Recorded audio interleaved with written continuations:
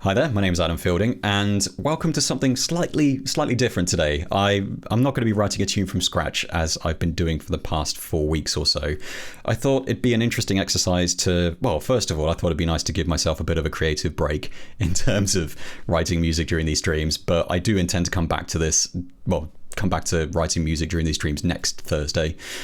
But I thought it'd be interesting to look back on the tunes I've written over the past 4 weeks or so and talk about what I would do differently, what I've learned, what I think of them, basically. I think that'd be kind of an interesting exercise, both for me in terms of completing these tracks and in terms of, where to go next, basically. So I'll be taking questions. If you're watching on Twitch, I'll be taking questions throughout. So if you've got anything you'd like me to check out or anything you'd like me to go over, please let me know. Now is the time to do that, because I'm not going to be wrapped up in creating a tune. So hopefully I'll be a little more attentive with regards to people asking questions than I have been in the past. So yeah. So I'm basically just going to talk about a bunch of stuff, and I think I will just dive right into it. So I've got the first track that I wrote from this particular session, Quarantine, open now. In retrospect, I kind of wish I hadn't called it Quarantine, because that's such an obvious title, and everyone and their dog has been releasing Quarantine EPs and Quarantine songs. I much prefer the follow-up tune, which was called Isolation, in terms of the title, because that, I feel like that's more evocative than Quarantine, which everybody's been doing. So that's entirely my fault. I didn't ask for anyone's ideas or opinions. I just called the track Quarantine because I am unoriginal. So yeah, so I'm just going to play some of this track again just to remind people of what it sounds like, and I'll talk about it afterwards and kind of dip into the rack and all that kind of jazz. So this is, I haven't actually properly looked at this tune since I wrote it, well, since the day after I wrote it, when I made a bunch of changes. And the only thing I've really changed since is I've taken the output gain down a bit on the M-Class maximizer so I can talk a bit over the top of it, because I figured that might help. But apart from that, it's exactly the same. So this is going to be really interesting to dip into it, and hopefully I can remember what's what. So I'm just going to play it and keep my mouth shut. And if you've got any questions or anything, please let me know. So here we go.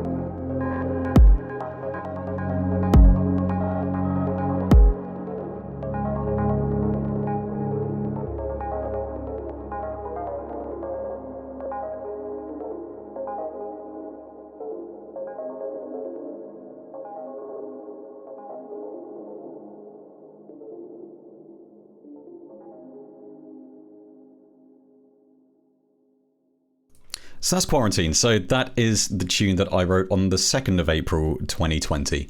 So the interesting thing about this, for anyone who didn't actually see how it was put together, is there are no notes in the sequencer lane whatsoever. It's entirely automation. Everything is playing from the rack via players and matrix devices and all that kind of stuff. I'm just looking at the chat now. Clovermutt says that intro reminds me of your Complex One demo tune. That's really interesting, actually. I had not twigged that, but you're absolutely right. They do sound kind of similar, which is really interesting because everything in that Complex One demo tune was generated by Complex. If you haven't heard that, it's on the Reason Studio SoundCloud page, or it's on YouTube. It's on the Complex One trailer. So everything in that video, including the percussion, was entirely Complex based. Whereas here, I'd actually forgotten that this was the start of my Nostromo usage. So I basically created that random patch, which became the weird sort of keys element that starts off the track. And like I said, this is really interesting for me because I'd forgotten that's where I started using Nostromo, and I mean in this session of tracks, and I've really been using that quite a lot since that particular session because it's really good for getting quick ideas down and getting patches started. So that is super interesting. So that is a lovely looking sequencer that's in the chat. So yeah, it's actually really satisfying to look at. So it's a very different way of working, but I really like that. It's kind of, you're controlling the intensity of what's occurring, which is super interesting. And I think, I mean, I've taken elements of what I did during this track going forward. I mean, Mandel Force in the chat has correctly asked, very good question, what do you have in the blocks? I have absolutely nothing in the blocks. I was just using those as indicators for, I can't remember actually, there was a good reason for them. I think it was just to kind of indicate where sections would repeat and start. It was more of a visual aid for myself, but there is absolutely nothing in those blocks. So yeah, it's purely a visual aid for me. So I'm not entirely sure what the deal was with that, but there must have been a reason. I think it was just so I could split everything into 8-bar chunks and see what was going on quickly at a glance. So that's a great question, and one that I'd sort of forgotten about. I was expecting to double click on that and be like, oh, there's a bunch of notes in here. I've been lying all along. No, so there's no notes there. The only really sequence stuff, well, the sequence stuff I had a hand in there's a couple of matrix devices. So this kind of leads nicely to a couple of things I wanted to touch on. Just checking the chat, Cushion89 says, even when Adam doesn't use blocks, he uses blocks. It's true. I do love blocks. And they're especially useful for these particular sessions where I need to get stuff down quickly. Although in this case, completely pointless. So I've just used them because... so yeah, the fact that everything is generative means that the way a lot of players work in Reason, you don't really have consistency when you go back and play stuff again. So I've got Beatmap kind of has a bit of consistency, although even that can kind of drift off. Quad has it's all variable. Like basically, I think there are some players that use particular seed where you can specify a seed value and the entire thing will play the same based on what you put in there. The best way to get around the variation would be to bounce elements to the track, because then you would have the notes in the track and that's it. So the blocks were purely a visual aid, but yeah, that's interesting. You would have thought I would have renamed them or had something a bit more going on there, but no, block one, block one, block one, block one, which is weird because everything else is kind of nicely labeled. I mean, besides all of the clips, which I haven't labeled at all. So yeah, it's quite a nice. I find it quite pleasing to look at this particular sequencer thing. But the problem is you have different takes every time you play because of the nature of using players and devices of that nature. The only exception there would be the matrix devices, which I sequence myself. Those will play the same thing every time. So it introduces an interesting element of randomness. No, if I were to bounce this tune now, it would sound different to the bounce I've already got, which I've uploaded to SoundCloud and you've got all over the place. So, I mean, I could just leave this. You could just go to outside the bounds of the track and press play and it will just keep playing on its own. And there'll be subtle variations and it'll be constantly changing, which I find quite fascinating. That's one of the things I really like about generative music, is the fact it's introducing changes and random elements which you don't really have a lot of control over. It's kind of, you're sort of coaxing control into a very chaotic system. And I find that quite fascinating. It's kind of the opposite of putting a track together from scratch, where you have the kind of the blank canvas syndrome where you don't really know where to start. With players, it's kind of, you have to sculpt what it's spitting out, which is, it's interesting. But I feel like this is kind of an interesting point for me. Like I feel like in terms of the tracks I put together so far during these sessions, this is possibly the one that I would say doesn't really resonate as much with me on an emotional level. And I think a lot of that has to do with the fact that I was basically relying on players to put everything together. And that's a very interesting point. I feel like it's cool to use players and generative ideas to get ideas going, or experiment with ideas, or do something a bit different. But I think once you start relying entirely on aids like that, then you kind of lose a bit of that emotional pull. I mean, you may disagree, people may disagree, and it's just interesting. Just checking the chat now. Have you ever used the polystep sequencer as a sort of matrix device? I have, actually, and I'm not really sure why I didn't do that in this track, to be honest.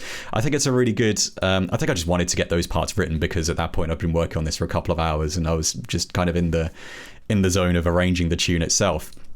So yeah, I actually recently acquired Evolution, which is Electric Panda player, which I've been playing with a bit. I haven't used it during these streams yet, but I've had quite a lot of fun with that, and I think that's a really good idea that's a really good tool for getting melodies and ideas going. I really like Electric Panda's stuff. Like, they are basically, the stuff that Electric Panda's putting out is awesome for getting ideas going, and I totally recommend checking them out. Like I said, Nostromo is awesome for just seeing what sounds pop out, and their players are just great. So that's super interesting. And yeah, so yeah, it's I feel like I'm not saying that this doesn't really have any emotional pull to me, but I don't know, I feel like there's more of a divide between me and what actually came out at the end of it, and it doesn't resonate as much with me as the person who created it. But it'd be interesting to kind of play a couple of tunes for someone who is less familiar with what I've been doing, and kind of say, what do you think? It's a completely subjective thing, and I don't think there is a right or wrong way of working, and I would never say that is the case with regards to music. If it sounds right, it is right. But it's more of a philosophical issue, I guess, whether something that's... I mean, at the end of the day, I'm not saying that you need to go out and build all your instruments from scratch in order for it to have like a full emotional pull, because that's nonsense. It's just interesting having that divide. There's a lot of talk about Evolution in the chat, so yeah, it's a really cool device, and I've been having some fun just messing around with it and seeing what pops out. And I have no doubt whatsoever that's going to pop up in a stream in the future, because it's great. And I've also got some other Electric Panda goodies which I plan on pulling out at some point. So yeah, I mean, I've kind of said all that, but I do feel like ultimately it was really, really fun to create a track from scratch that didn't have any notes in the sequencer lane. And I must admit, I kind of did that for bragging rights. At the end of the day, I did use 2 matrix devices, and I could have sequenced those in the sequencer and it would have been way quicker. But I do feel like I kind of cheated a bit there as well, because there's nothing generative about that. I just wrote something using a slightly different sequencer in the rack. And that's kind of interesting. So just checking the chat again, Clodmaster said, with regards to generative techniques, you've still worked entirely within your well-established aesthetic. It's a recognizably Adam Fielding-y tune. That's a really, really interesting take. And yeah, that's really, really interesting. I find that fascinating. And the whole kind of notion of generative music and how much you allow your tools to assist you, it's a really interesting topic for discussion. And it's, yeah, at the end, like I said, at the end of the day, if it sounds right, it is right. And I kind of agree with that. It's kind of interesting though, because I feel like this track, I mean, it has 1, 2, 3, 4, 5, 6, 7, 8 channels, which is very, very modest for something that I've created, because I tend to go nuts when it comes to mixer channels. If I'm working on my own stuff, a common technique of mine is to, the end of the tune is coming, I need a kind of big climax, let's just throw more stuff in there.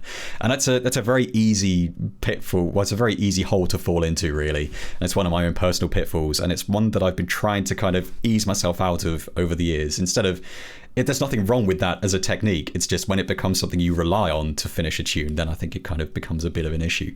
And I'm always about I like challenging things that people, I might not have noticed at first, but after a while I'll be like, I'm relying on that technique a little too heavily, maybe it's time to change that up.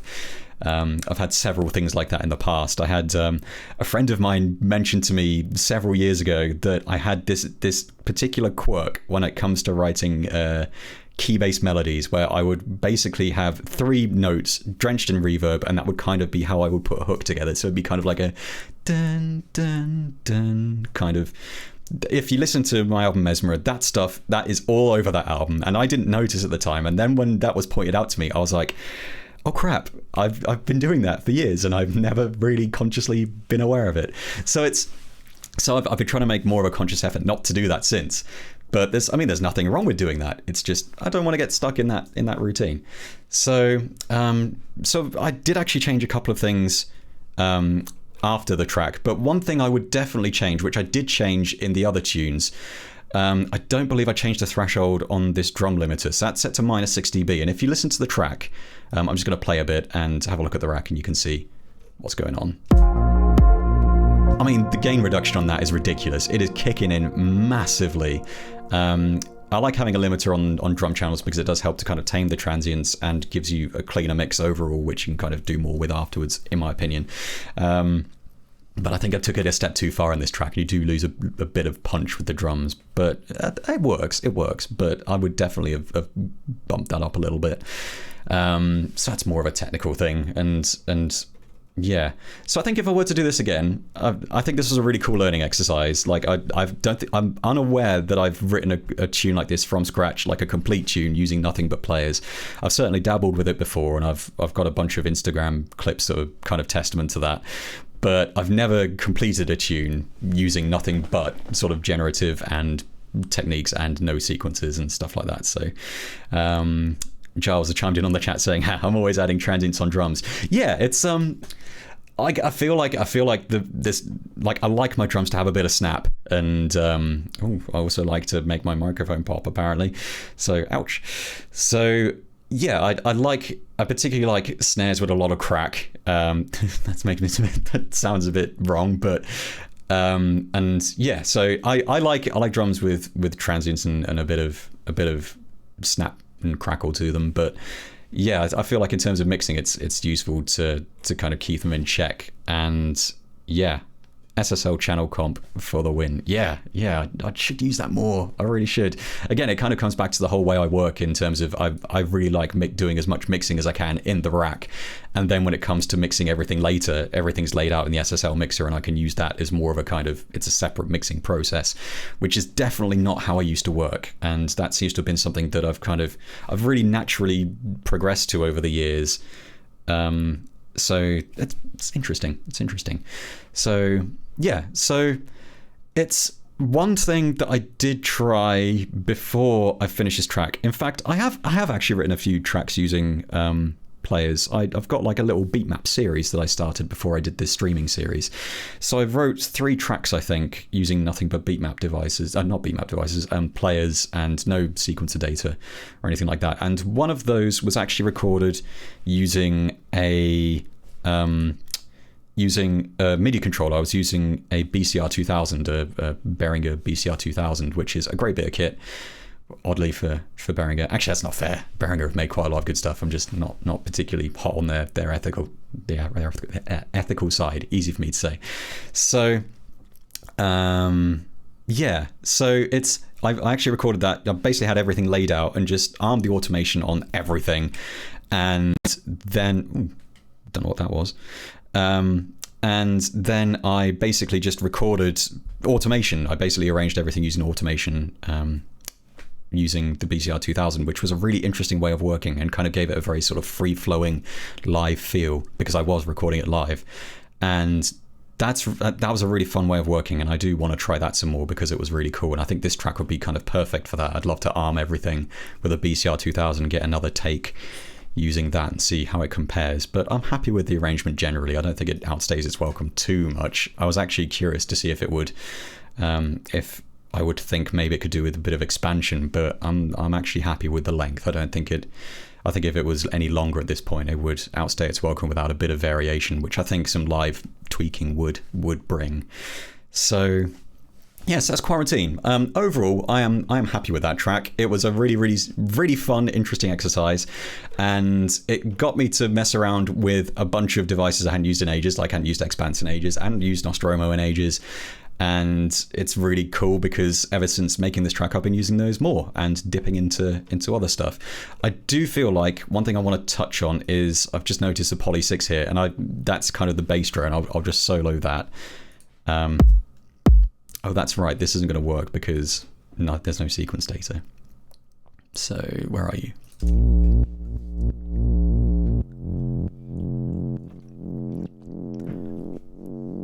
Also, I didn't realize I was sidechaining the bass with the kick that much. That is quite a lot of sidechaining. I don't think I would do that again. So that's interesting. I'm not really sure how I missed that, but it does kind of work, but I think it's a bit excessive. So I really like the Poly 6, but I feel like, again, that's sort of a fallback for me now. I tend to be using that a lot to create these sort of bassy drones. Not that there's anything massively wrong with that, but I feel like maybe it's time to vary things up. And I believe I did vary things up with, I think I've been using the VK2 a lot more since this as well, which is really cool. So just checking the chat now. Cliff04 says, sticky note reminders around the studio to get you to remember to try these different methods. That's not a bad idea. I do actually have like quite a comprehensive selection of notes in OneNote, and I just basically keep everything together.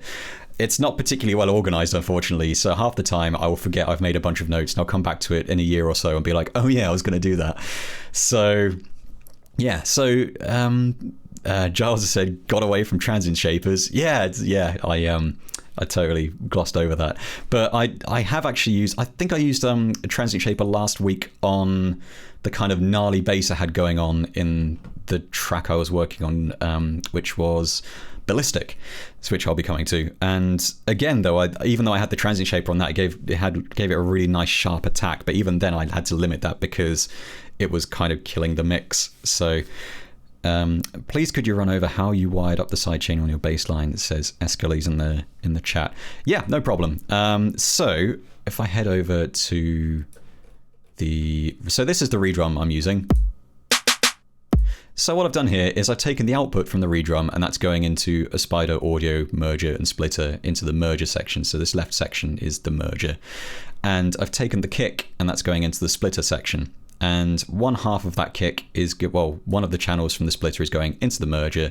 So I'm getting the kick merged with the rest of the drums, and that's just going out to the output and being processed by all of these, by everything I've got going on the insert section here. But I've also taken one of the outputs from the kick and fed that into the dynamics input on the bass drone channel. So if I put that back, so that's on the dynamics input. So once you've got that hooked up, you can turn on the compressor, and you should see there's a key light that pops up when you've got the sidechain connected.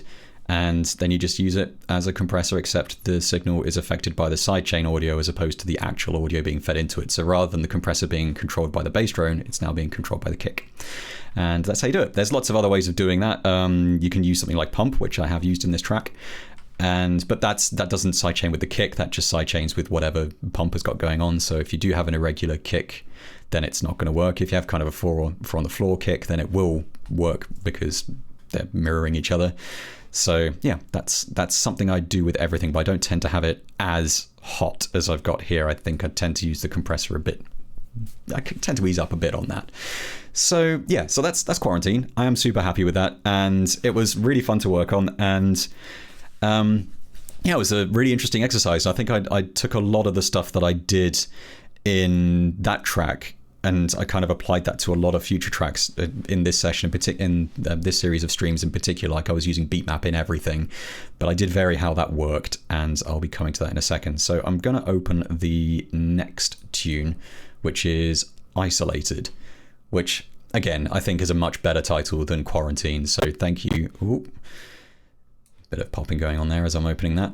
So yeah, thank you to whoever suggested that title in the first place, because my tune titles apparently aren't that great. So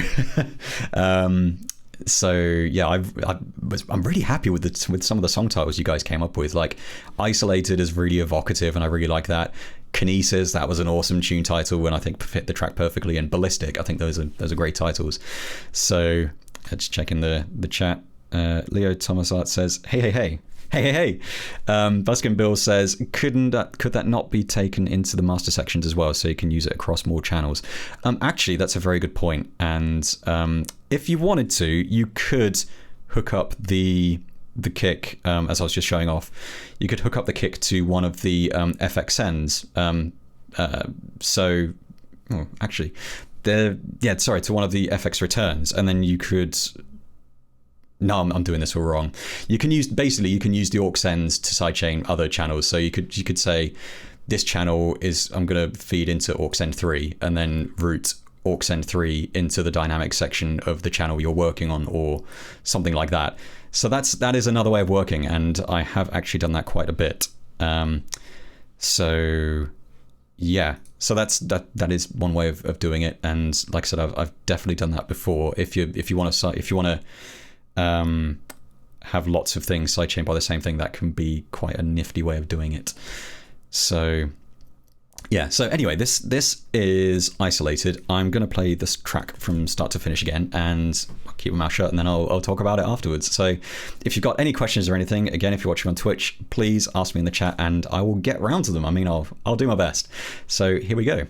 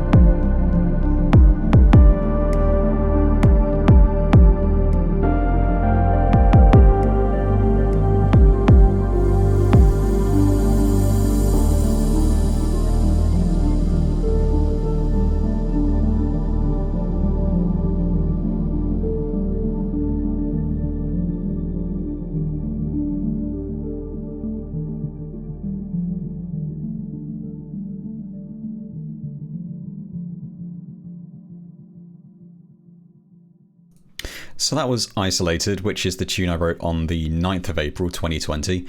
And to be honest, I think of the tunes, the 4 tunes that I've written during the past 4 weeks, I think that is the one that is, I would say, is personally the most emotionally resonant for me.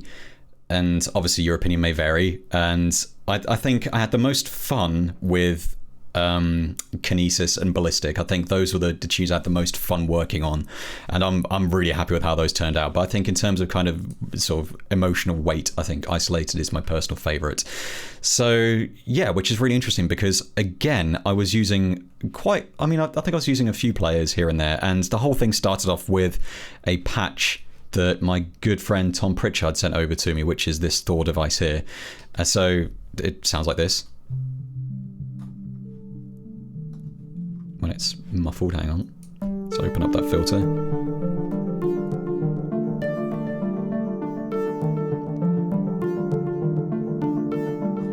I really love that patch, and that was such a good place to start the track. That was such a good way to start the track. Like, how could I not write something with a bit of weight to it with that as a place to start? So I really appreciate Tom sending that over to me, so cheers.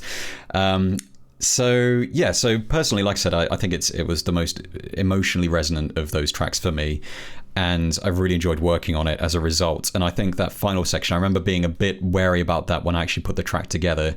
So that's this section here.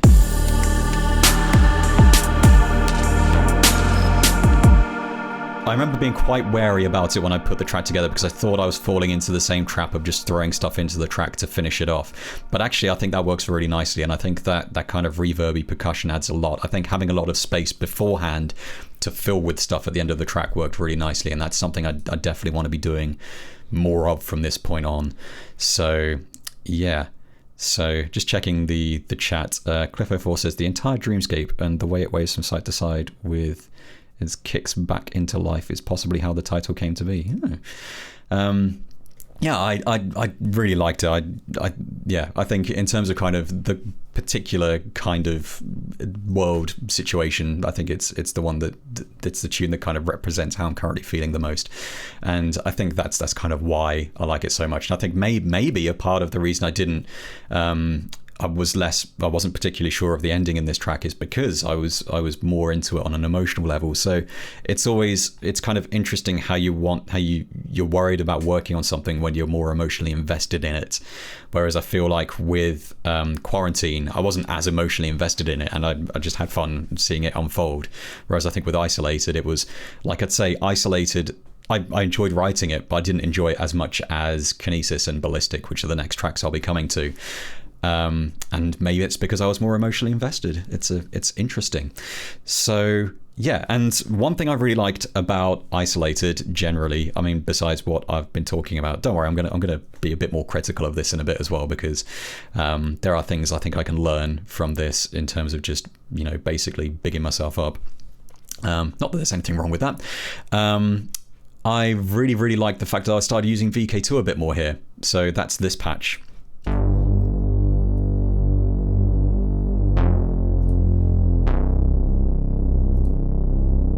I really like that. I really like the character of VK2 as well, and I used it all over the next couple of tracks as well. So yeah, I really like VK2. It's been kind of neglected for a while, which tends to happen to a lot of the synths I have. I tend to go through phases of neglecting them for ages, then coming back to them and being like, oh yeah, this is really good. And I do it with effects as well. Like I've had the Eve MP5 EQ by Kuasa, which I use on all of my drum channels now. I've had that for years, and for some reason I didn't use it for ages, and it's only sort of over the past year or so that I started using it and been like, oh yeah, it works really well, and it's just a very musical EQ. So yeah, it just, for some reason it just makes things pop, and I really like that about devices that are very simple and just make things sound good. The sound goodizer. Now that's something else entirely. So just checking the chat. You get a really amazing sound out of Reason. Oh, thank you. Tracks with an incredible stereo spread, widening and definition. You are my personal Reason guru. That's really nice. Thank you. That's a really nice thing to say. I'm glad you think that way. And plus one that I went with the 4-band, but got the 5 after seeing it in use. Yeah, I really like it. Apparently, this is on sale, so if you want to check out the MP5, I mean, you can trial it, but I'd say just pick it up. It's the only EQ I have by Kuasa, but I feel like it's covered most of my needs. So, Clodmutt has said, it's interesting to note the difference between working on a fun track versus something more emotionally invested. Somehow with the latter, there's more pressure to get it right, which makes it more stressful to work on. But when you pull it off, it's more fulfilling. That's exactly it. And I don't think I was aware of it at the time, but I think I was more emotionally invested in this track as I was working on it, which kind of fed into, which in a way, the kind of making it a bit more, adding that pressure to me wanting the track to sound right, kind of fed into the emotion that I was trying to convey, which is really interesting. So, yes, Buskin Bills has said the whole bundle is including the maximizer. Oh, the Kuasa stuff's on sale. Yeah, I've got the Kratos maximizer. Yeah, it's really cool. I haven't used that in ages, so maybe I'll use it and realize it's actually amazing. That's kind of my typical thing. So yeah, it was great to use the VK2, and even though I'd neglected it for ages. And again, Nostromo made an appearance here, and I am super happy with how that turned out. I think, I've used one as like a texture at the start of the track, and I used one later on because I spent some time making patches after the session, the quarantine session. So maybe that's what, no, I'm not calling these the quarantine sessions. That's so unoriginal. So I had that patch saved and I really, really liked it. And yeah, so it was really cool to just drop that into this track, and I think it sounded really cool. So that's this key patch here. So if I just solo that.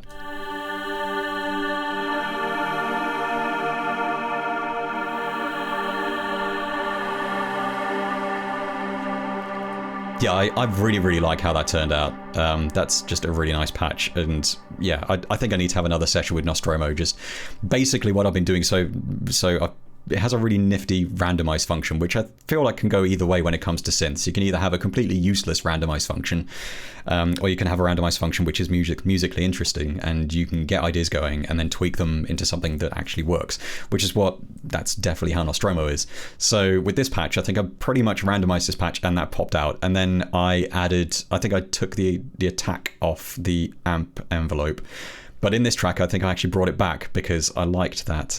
So yeah, I'm really, really happy with that. And yeah, it was nice to bust out Nostromo again. I'm just gonna have a look at my little list of things. It was interesting to go with a mixture of generative sequencing and regular sequencing. So in this instance, I did use beatmap, and I did use anything else here? I think it was mostly sequence this time around. So it's beatmap, and obviously the Thor is sequence, so that's kind of self-playing when you trigger a note. So that's really, really cool. And if you haven't checked out these project files, if you have Reason 11, these project files are available online.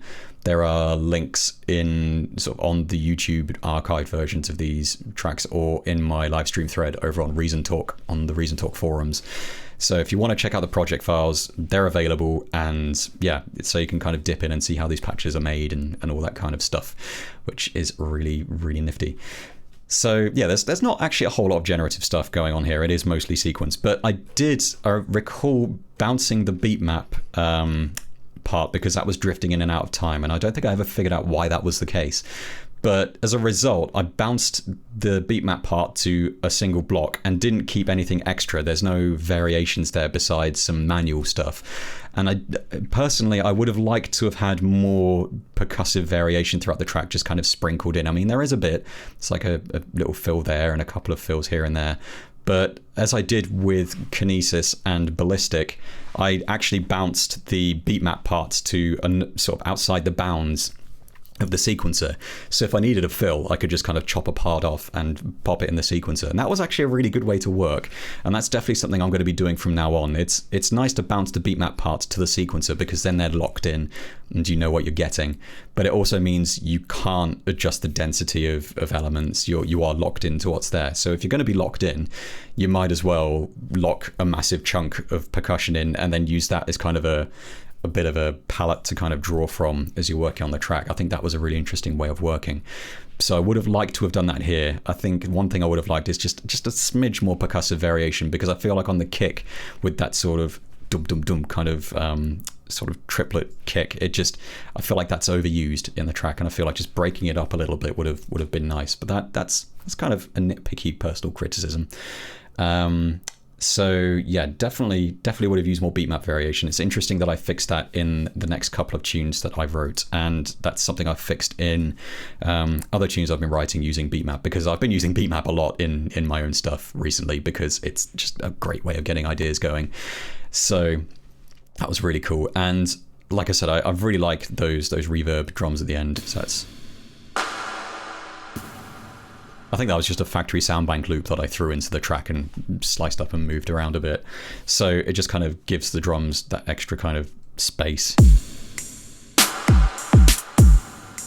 And I think that wouldn't have been possible if there wasn't more space earlier in the track. And I think it was good that I showed a bit more restraint again in this track, like I did with Quarantine. I mean, I think I counted in there were about 11.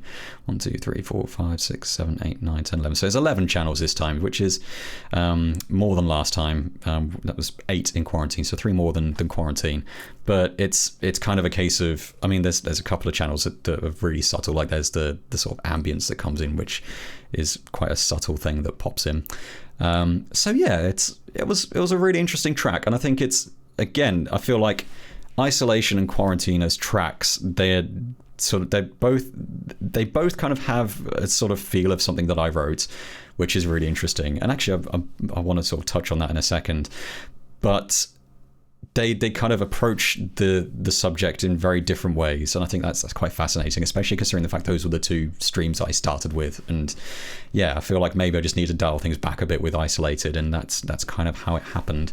So something I kind of wanted to touch on just while I'm thinking of it is not a technical thing in Reason, but actually something that I've sort of talked about a lot in the past, which is I've had people kind of ask me, how did you find your sound? How did you kind of figure out what you wanted to do? And that's actually something I've really struggled with a lot when I first started. And I've read a really fascinating interview with Brian Trifon of Triphonic several years ago now, about where he talked about how he tended to have a habit of trying to emulate other musicians, and it got to a point where if he tried to emulate other musicians, he would sound like sort of a low rent kind of low budget knockoff of the musician they were trying to emulate. So it was only when they removed that restraint of trying to sound like someone else that they realized, oh, I've actually got my own sound and I sound like me. And that's a really hard thing to figure out, I think. So it's kind of something that just naturally happens. And I think with me, like nowadays, if I'm working on a track, the more I think about trying to make it sound like something within reason, obviously, if I'm working to spec, sometimes I have to sound like something in particular. Whereas if I'm just working on my own solo output, if I start thinking, oh, I'm going to write a track that sounds like this particular person, it just sounds a bit vapid, I think. So it's a good way of learning, though, is to replicate other people's ideas and kind of try to go for those particular styles. But it's when you become over-reliant on that, I think it's an issue. I mean, you may disagree, and I think that's more of a personal thing, really. But I feel like there comes a point where you realize, you take a step back and you just kind of start writing what feels instinctively right, and then you realize, oh, that's my sound. And that's actually kind of a hard thing to realize, because it's not something you can be consciously aware of at the time. It's only after the fact you'll be like, oh, that's what I sound like. And sometimes you will sound like not what you thought you would sound like. Sorry, this is all getting a bit metaphysical and philosophical. So yes. So anyway, that's Isolated, and I'm like I said, that's one of the tracks I'm happiest with of this bunch. And I mean, I like them all, but in different ways. So so I'm going to fire up the next track, Kinesis, which couldn't sound more different than Isolated, and it's going to be interesting comparing them. So I'm just going to load that up and hope my microphone doesn't freak out again. So here we go.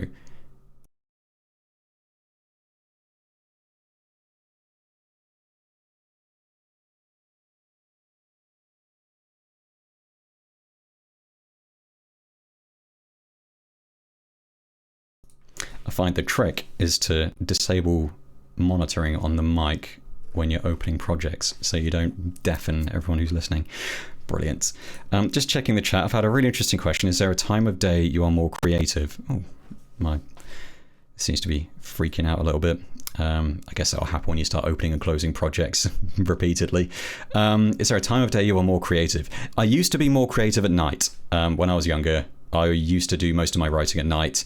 I'm not entirely sure why that is. I think it was mainly because I was a student, so I was getting up quite late and staying up quite late naturally. But write drunk, edit sober. Yep, words to live by. Well, maybe not words to live by if you don't want to become a raging alcoholic, but the reasoning behind it does certainly hold some weight. Don't edit drunk. That's a really stupid idea. In fact, don't edit intoxicated. Full stop. Write drunk. Yeah, that's you can get some interesting ideas going and then play with them when you know what you're doing. But yeah, it's not something to rely on, but it's an interesting philosophy. So nowadays, I tend to write during the day because I need to write during the day. I can't just, I feel like it would be unfair to everyone I know if I just stayed up until sort of 4 o'clock working on stuff and then stayed in bed until the afternoon. So yeah, unfortunately, real life responsibilities mean I have to do most of my writing during the day now, but I tend to work fine during the day. That's just something that's happened over the years. So, but yeah, I definitely used to do my best work originally at night, and it's interesting how the time of day can have such an impact on the kind of music that you're producing as well. I also used to work a lot more on headphones. I don't work on headphones as much nowadays because there's not as much of a need to, except for these sessions where I have to wear headphones because otherwise I would end up with feedback, and you don't want that. So yeah, it's really interesting how that's shifted over time. So this is Kinesis, and sorry, I'm just going to interject. Clovermer said in the chat, once you spend enough time working at night, you can somehow access that feeling any time of day. That's actually a really interesting way of looking at it. And yeah, that's pretty much spot on, I think. Just notice I've used the Poly 6 here again, which is a bit of a cop out. So, I mean, I'm not going to stop using Poly 6. I think it's really good, but I still feel like it's a bit of a cop out now. So this is an interesting one because here I've got 1, 2, 3, 4, 5, 6, 7, 8, 9, 10, 11, 12, 13, 14, 15, 16 tracks.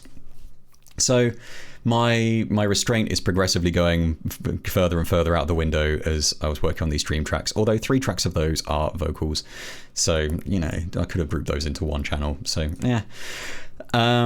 So yeah, I'm just going to play this track because I keep talking about it and you may not have heard it. So I'm going to play this track from start to finish. And if you've got any questions while it's playing, please feel free to ask if you're watching this on Twitch. So here we go.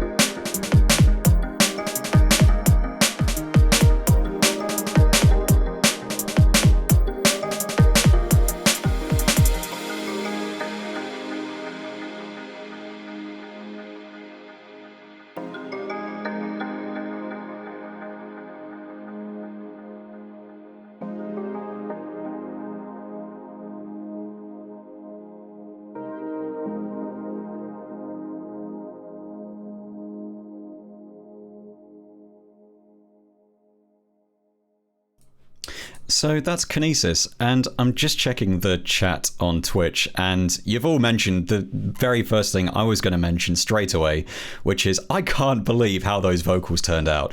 Like, I don't want to toot my own horn that much, but like, those fit so well in the mix. I really enjoyed doing that, and I cannot believe how those turned out. So just for reference, if anyone didn't watch the making of stream, I'm gonna solo one of these vocal tracks, and so this is the vocal track.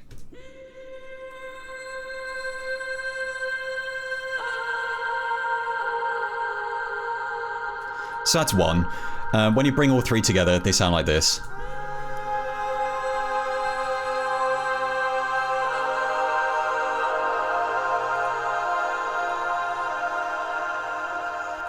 So those are all recorded live during the stream.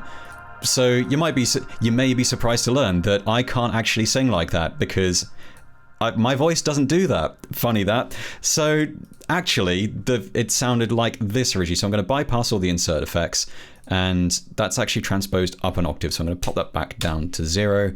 And it's still got some pitch correction on there because, of course, it has. I was doing it during a stream. I wasn't about to start recording several takes, like really hard pitch correction. But this is what it sounded like originally.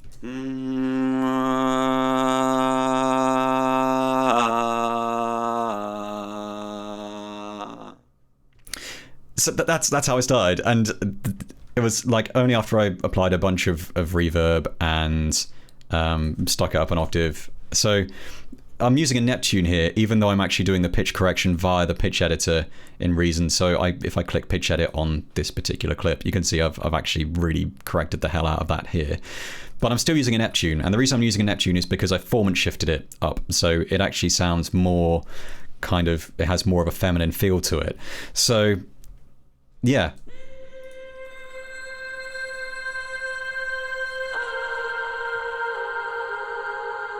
So yeah, I'm amazed at how that turned out, and I think it's really funny that in the chat that's the first thing people have mentioned. So yeah, someone's even said it's actually made me think about getting a mic just to see if I can get useful stuff like it. I'd say totally go for it. It was really interesting to try, and because it's so heavily processed, you don't need a super clean vocal line, so you could use pretty much any microphone. I mean, before now, when I've not had access to a decent mic, I've actually used when I was on a Mac, I used kind of my Mac's built-in microphone, and I got some stuff recorded using that, fully intending to replace it further down the line, but I was actually happy with how it sounded, so I just stuck with it. So yeah, give it a go. Someone has said, I take it you like Apparat. Yeah, I do. I really like his music. I still need to check out his newest album, though. I am massively behind the times, but I'm a massive fan. I actually first came across his music via Moderate, or however you pronounce the name of that duo. So that's Mode Selector and Apparat. And I really I loved their first album. And that was kind of, yeah, it's a great album. Check it out. And I like Moderate 2 and 3 as well. So I've also had a question, what headphones and monitors are you using? I'm currently using a pair of Beyerdynamic DT250s, which I've had for about 12 years, I think now. So actually 12, 13 years, maybe. I was thinking about replacing them relatively recently, and then I thought about it.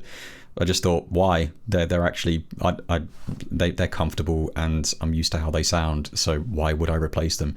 I do that quite a lot. I tend to kind of think, hey, maybe I should get this thing that I don't actually need. And then when I actually think about it, I think, why am I thinking of getting this? What I've currently got is perfectly fine. So yeah, they're perfectly serviceable pair of headphones. I'm sure nowadays you could probably get a better pair for the price. One thing I really like about them is the fact they've got a detachable cable, which sounds really stupid, but I've wrecked so many pairs of headphones by stepping on the cable. It's ridiculous. So, I mean, I haven't done that in about 13 years now, so it's great. Yeah, so I'm also using monitor-wise, I'm using a pair of Genelec 8010As, which are little 3-inch monitors. I used to have larger monitors, but the space I'm in is actually incredibly tiny because, you know, that's how the real world works, unfortunately, sometimes. So it's not the most ideal acoustic space, but I'm used to how they sound, and I'm using, in terms of kind of the low end, I'm using a KRK-10S subwoofer, which I've had since 2009 to kind of fill out the lows. So not as kind of a means to sound beefier, but because, well, it just does a really good job of handling the lows. So yeah, it's really good. It's a nice little setup, and I think there's something psychologically appealing about having smaller speakers in a smaller space. I mean, I think I originally had a pair of KRK Rocket 5s, which I won with the 10S in a competition in 2008. It was a funky bassline competition, and it still tickles me to think that I won a funky bassline competition when I'm not that funky. So yeah, I won that and an audio interface, and it was an awesome prize. That was a good Christmas. So yeah, but I really like the 8010As. They're just really, really nifty little monitors, especially for the size. They're great. I also have in terms of audio interface, I am using a Focusrite Sapphire 4i4.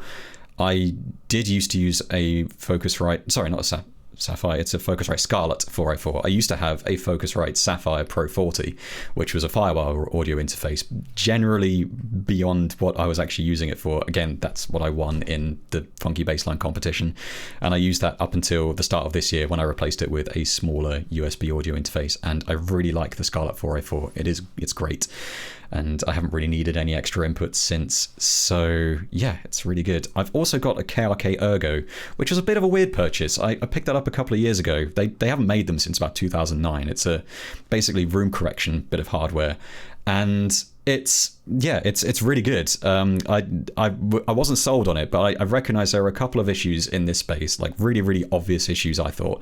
And it was really nice that device, after calibrating it, the Ergo basically confirmed what I thought was wrong with this space and has corrected it. So I use that in here now, and it sounds great. It's really, really good, and I'm really glad I picked it up. I got it for a steal as well, because they haven't made them for ages, and it's Firewire based to actually configure it, which can be a bit of a pain. But once you've configured it, you can disconnect it and just route audio through it, and it works, and it's really, really cool. So yeah, I'm not really sure why they stopped making them, because I thought they were really cool. In the chat, Lempface has asked, how long have you been going? Ooh, that's a good question. I would say I first started doing music properly in the early noughties, so like around 2002-3ish is when I started taking it much more seriously. Basically, when I was a kid, I wanted to become a programmer so I could make games, because I was a child, but I very quickly realized I was having more fun writing the music for these crappy games that I was making, and focused on that instead. And then I got into trackers and just continued doing that, and through a series of bizarre circumstances, I ended up just really, really focusing in on that, and it was really cool. So yeah, thanks for asking me these great questions, by the way. I'm really enjoying this. But I technically first started writing music in 1995 when I was using an Atari ST, and my brother got me a copy of Pro Tracker for the Atari STE. So I used it was a 4-channel tracker, and I combined that with a sampler called Stereo Master, which I used for a while to record things around the house with a tape recorder, like my cat meowing. And I ended up making a bunch of music from random sounds, and that was a lot of fun. And it was just kind of that fun of just creating something, not knowing anything about music or anything like that. I love creating, and for some reason that just really clicked. So I ended up using trackers until about 2002, and then I picked up Reason 1, and I haven't looked back since. I tried the demo of Reason 1, pressed tab, saw the cables at the back, and I was sold, because it was awesome. And that was brilliant. I mean, it was quite an expensive purchase for me at the time, because I was still in school, and I didn't have a lot of money, because I was still kind of a child. So yeah. So like I said, I haven't looked back since, and I feel incredibly grateful to have been a part of the Reason community over all these years. It's a really cool community, and yeah, there's a lot of people who I met on the Propellerhead user forum who I still stay in touch with to this day, because it's a lot of talent popped up over there, and I feel incredibly lucky that people helped me out when I first started off asking all these newbie questions. So so technically 1995, but I would say realistically I got properly into making music. I'd say the turning point was probably like 2004ish is when I really started to get big into it and knew that's what I wanted to do with my life. And then on the back of that, I've realized I wanted to go to university to study music production, and that's what I did after that. So what about hardware synths effects in your studio? I don't have that many synths in here. I have I've recently acquired a Lyra 8, which is awesome, and I hope to bring that in on a stream at some point in the future. I picked up an Access Virus Snow last year, which is something I've wanted for years and years and years and years. I would have loved a larger form TI, a desktop TI, but I can't, I don't really have the space, and to be honest, you know, I can get the sound I want out of the Snow. One of the things I want that really appealed to me was the total integration, so you can use it as a plugin in Reason, and it's really cool. I actually, it took me ages to realize, because I was using a bunch of kind of hardware and stuff like Volkers and messing around with those. I had them hooked up all the time, and they were really fun to play around with, but I realized just having all this stuff wasn't making me write better music. So I've decided that I don't tend to purchase things unless they integrate with my current workflow, which is really, really neat. Clovermut has said, can you fire up the plugin to have a look? I certainly can. I'll actually turn the virus on first. So there we go. It's just turning on, giving me the welcome screen. I was actually working on some patches with my virus earlier on today. This is a massive segue, by the way. So I'm just going to quickly play with this. So I'm just going to fire up an instance of the Virus Snow plugin and hope it doesn't break everything. So if I go to Virus TI Snow, and that should take a second. It is a little slow to start up. There we go. Right. So I'll say starting up, and once this is finished, you can just use it like a plugin. So that's the init patch. So the patch I was working on earlier today, if I go to keys, it was called Fat Key, and I called it Fat Key because it sounds like this.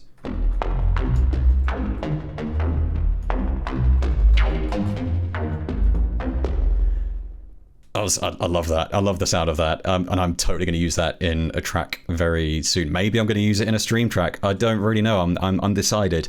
But it's such a good synth. So if I just open up the filter a bit.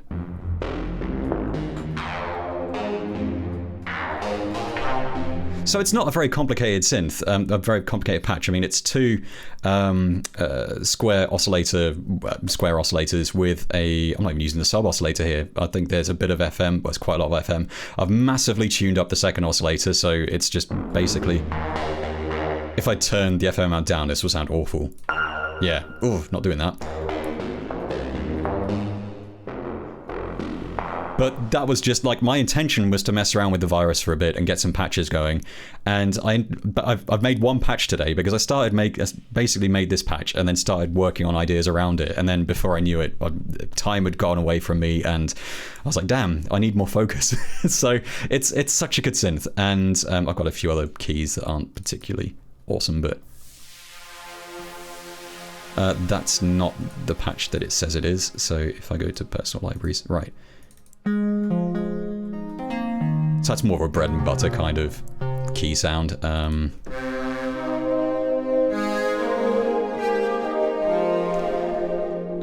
Drifter.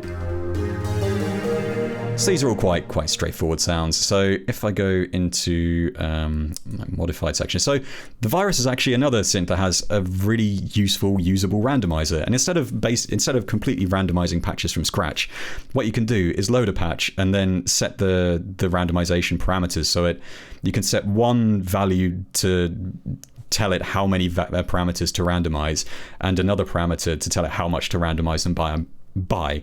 So if you load up like a key type patch and you want it to still sound like a key type patch, but with a bit of a difference, you can do that really easily. The controls for that are unfortunately on the virus, and I have to kind of lean over my all the stuff I've got in front of me to get to it, which is kind of poor planning on my part, really. But yeah, so there's.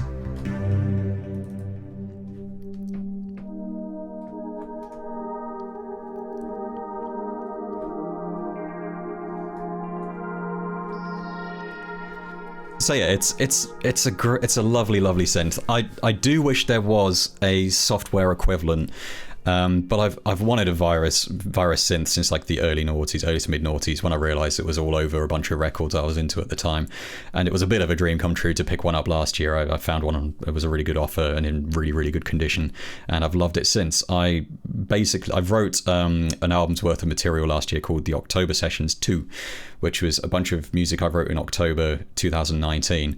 and the virus played a very, very heavy part in actually putting that together. So a lot of the tracks started using the virus.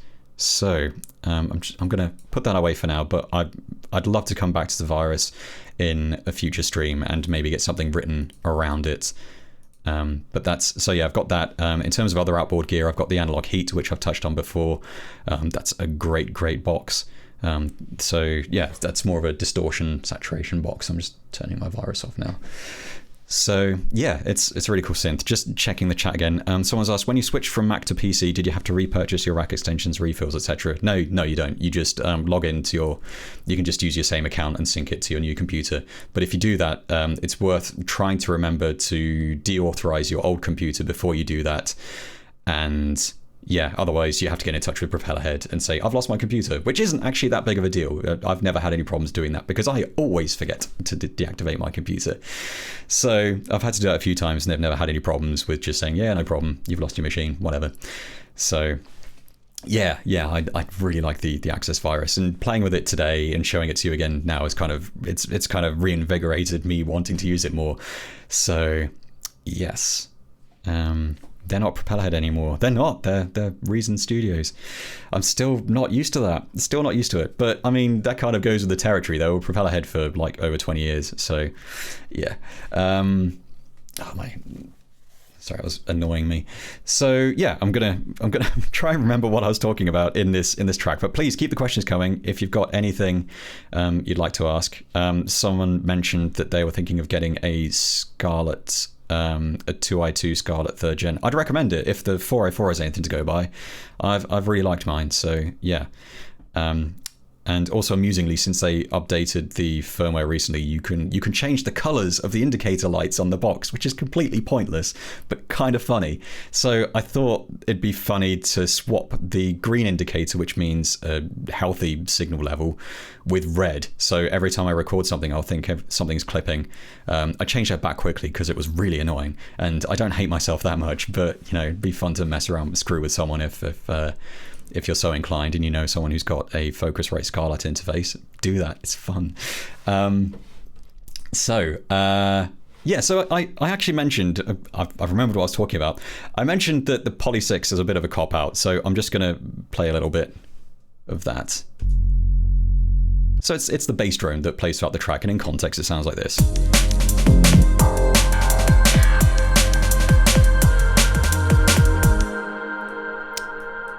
So I said it was a bit of a cop-out, but actually in this track I think that fits perfectly, and if I'd used another synth, that is the sound I would have been going for. Excuse me. So actually, I mean, it's on the one hand it's a cop-out because I keep relying on it so much. It's basically my go-to, and sometimes I feel like I don't put enough thought into the alternatives that are available. So I guess it's less of a cop-out, just more that I'm becoming a little too reliant on it, and I feel like it's a good idea to sometimes venture outside of your comfort zone and get interesting ideas going that way. So yeah, but in this instance, I actually don't think it's a cop-out. I think it works, and that's the sound I wanted in this track. And I guess you could say that's the same of every track I've ever used the Poly 6 on. So yeah, it's really interesting because I remember when I was doing the stream, someone said that the VK2 sounded kind of virusy, and I would actually say that is bang on. In fact, someone's just asked via the chat, what's your workflow with the virus? Do you sequence it live or record it in as audio? So it's interesting because you can just use it as a plugin, but what I tend to do is I'll sequence everything via Reason Sequencer, and it works flawlessly like that. Sometimes it has lag issues and latency issues when you're using the arpeggiator, which is kind of a bummer because the arpeggiator on the virus is really good, and in certain instances I'd say it's kind of characteristic of the sound.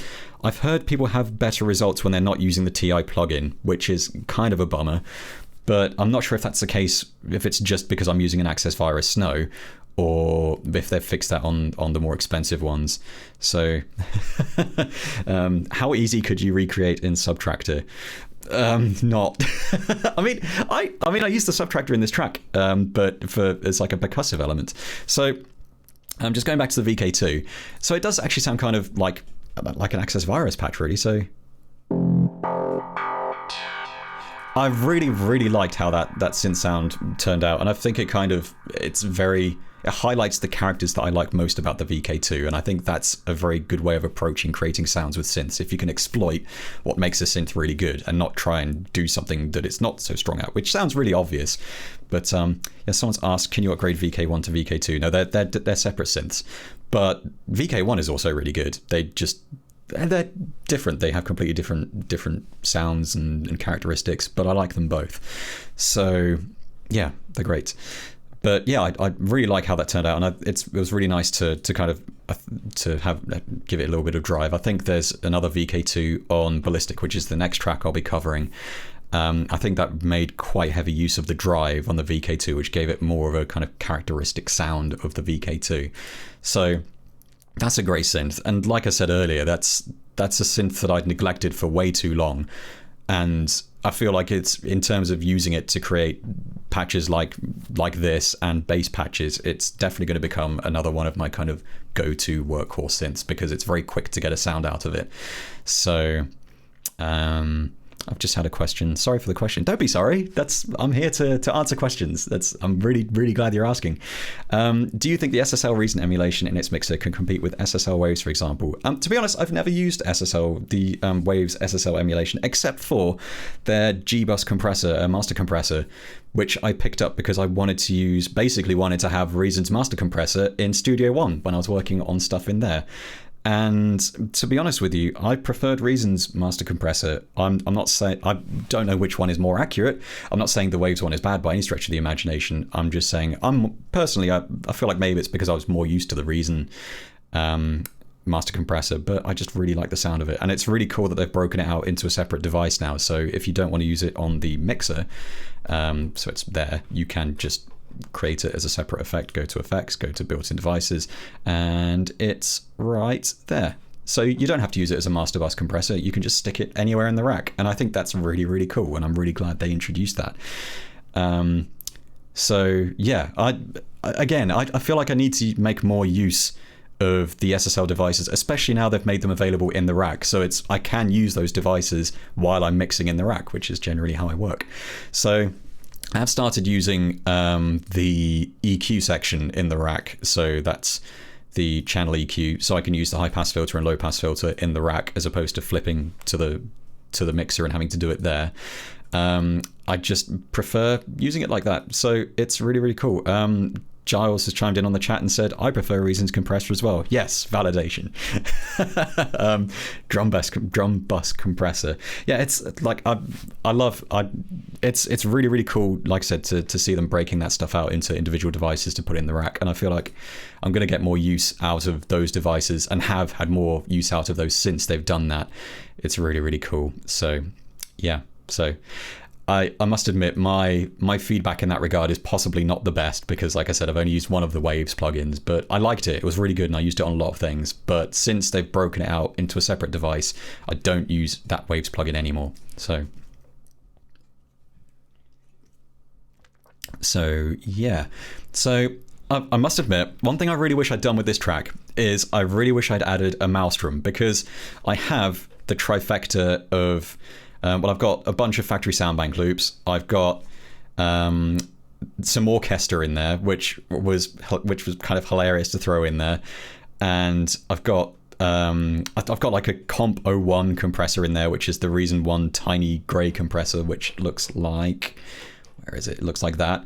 That's been in Reason since Reason 1. I thought that'd be fun to put on, and it seemed right to put it with a factory sound bank loop as well, which has been there since Reason 1.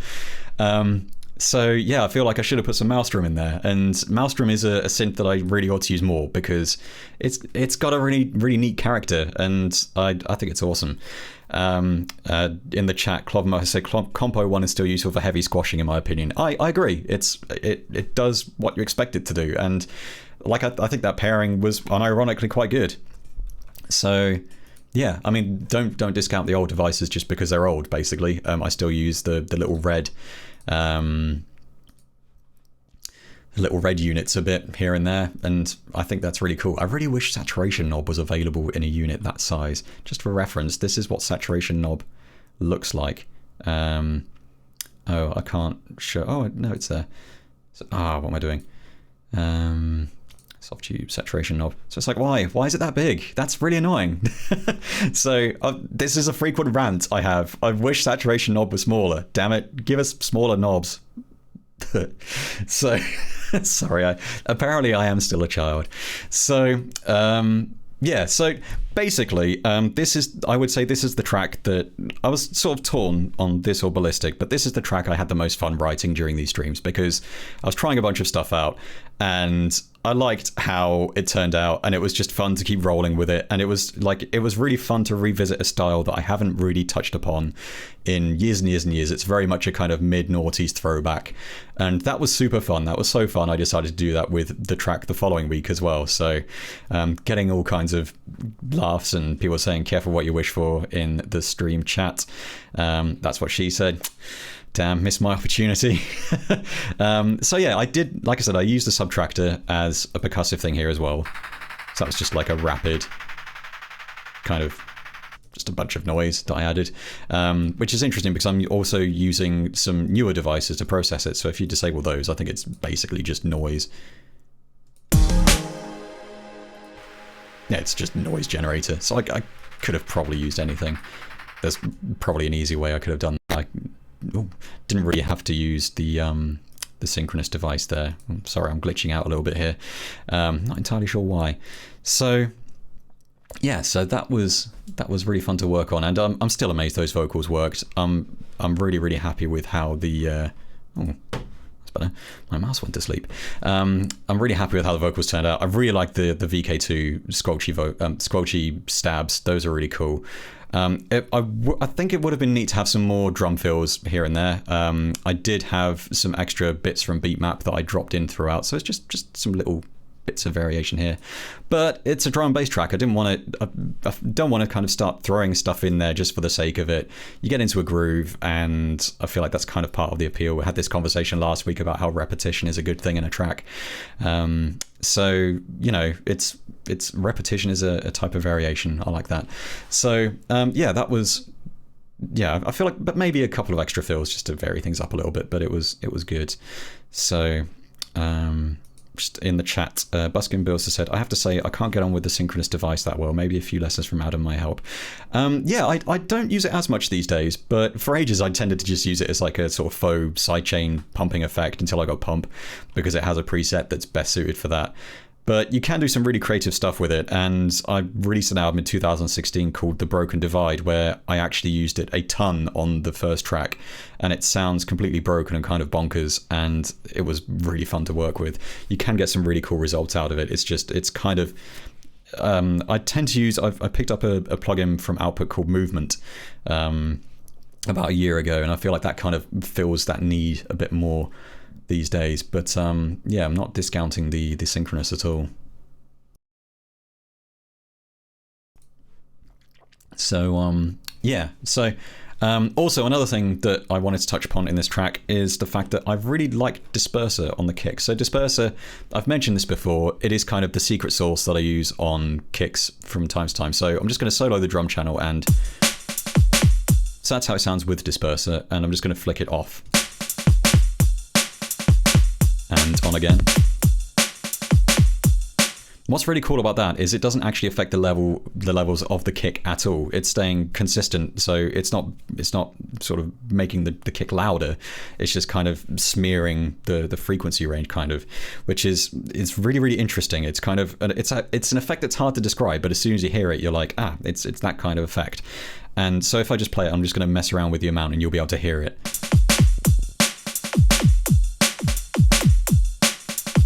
So if you turn it up too high, it kind of sounds a bit ridiculous and you lose the kind of punchiness of the kick. But if you get it just right, it's really good. And I tried to use it in Ballistic, and I didn't use it anywhere near as much. I think it kind of smeared things a bit too much. So sometimes it doesn't quite work, but when it does work, it's really good. And it also works really well on kind of squelchy bass sounds as well, which is something I was doing earlier on today with that virus patch that I showed you. I stuck that through a disperser and it sounded awesome. So yeah, definitely need to use that more.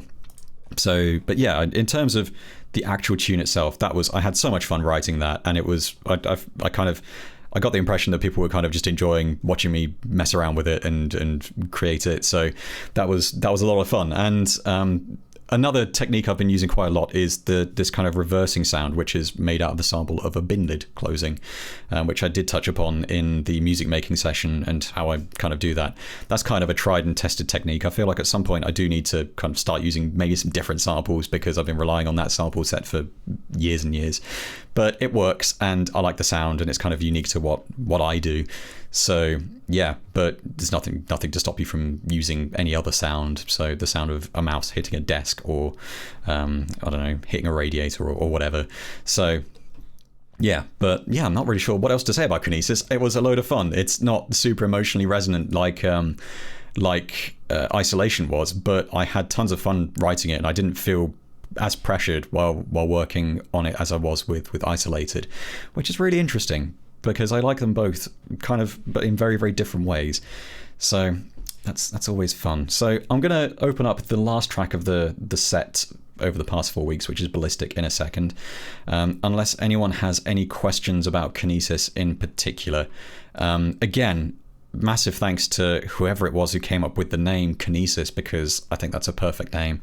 And whoever it was who said in the chat at the time that it was giving them midnight Instajib feels, like that was so spot on. That absolutely, like, that was the cherry on top of that music making session. I think was just that was like the sound I was going for. So yeah, maybe I'll try demaking this in a tracker so I can play it in Unreal Tour. No, I'm not doing that. That sounds like a nightmare. Maybe if this lockdown lasts for another decade, then I'll think about it. So yeah, so I'm just going to load up Ballistic and play that and talk about it and do this again. So yeah, I'm just going to turn off my microphone while I open that.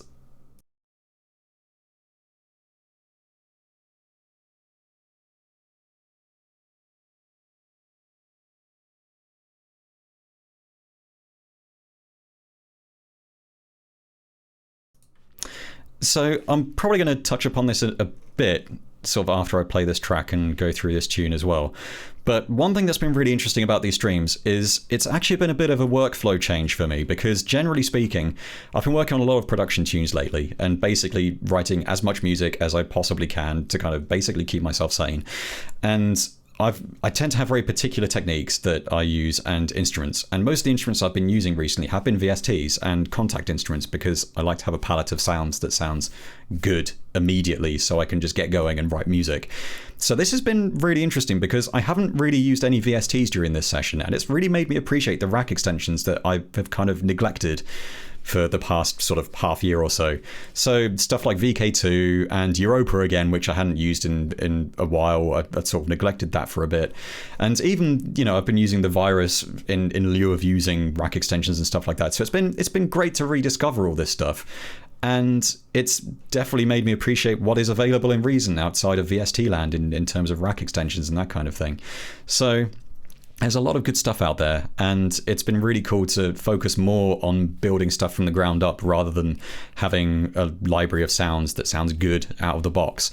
So yeah, it's been very interesting, and I mean, I might start using some VSTs in future episodes just because it might be interesting to vary things up a bit, but I certainly don't want to become reliant on them in these music making sessions. So yeah, so that was kind of a whole other thing I was going to touch on, but I might come back to that after this track. So anyway, this is the last track I wrote during this session of streams. I mean, I'm coming back next week to do another music making session. I kind of want to keep this momentum going. I tend to have this problem of wanting to take a week off after sort of 4 streams or so, and then I lose all momentum, and then I don't come back for another 2 years. So I really don't want to do that this time. So that's kind of one of the reasons why I wanted to do this stream in particular, was to kind of take stock of what I'd done over the past 4 weeks and basically have a little bit of a break from music making. But it's been really interesting for me to look back on this stuff. I hope some of you have found it interesting as well, because otherwise that kind of sucks. So anyway, I'm just going to play this track. This is Ballistic, which was written on the 23rd of April 2020.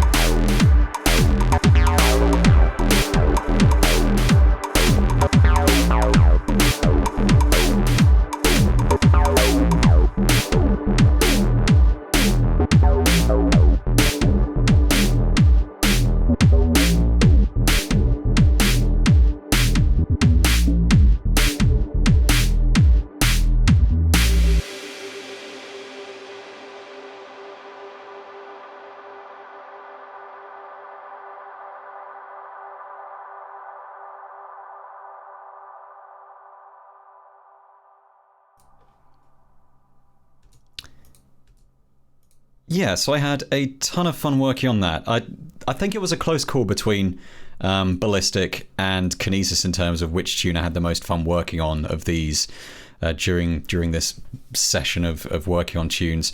But I think I had more fun working on Kinesis, but I'm still very fond of how Ballistic turned out. If Kinesis was the Unreal Tournament throwback kind of track, sort of Midnight Instajib vibes, then this was very much the Wipeout track. And just checking the chat now, the first comment is from Clovermutt saying Missile, Quake, Missile, which is, Wipeout reference, and it's totally what I was going for.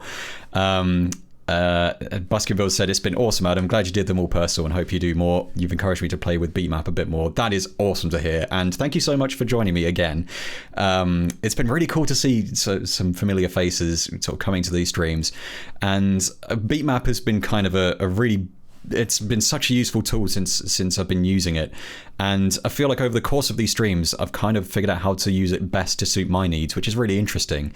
So it's been really, really nice that you've kind of been able to see how I've adapted it to work with my workflow, really, which is really cool. I was thinking maybe I'll start using it a bit less during these streams because it'd be good to maybe just sequence some more stuff from scratch, but actually screw that, I really like it. So and it kind of suits the idea of getting stuff down quickly kind of feel. Someone has said, love the acid riff. Yeah, I really, really like the VK2 again here. So if I just go back and play a bit of that.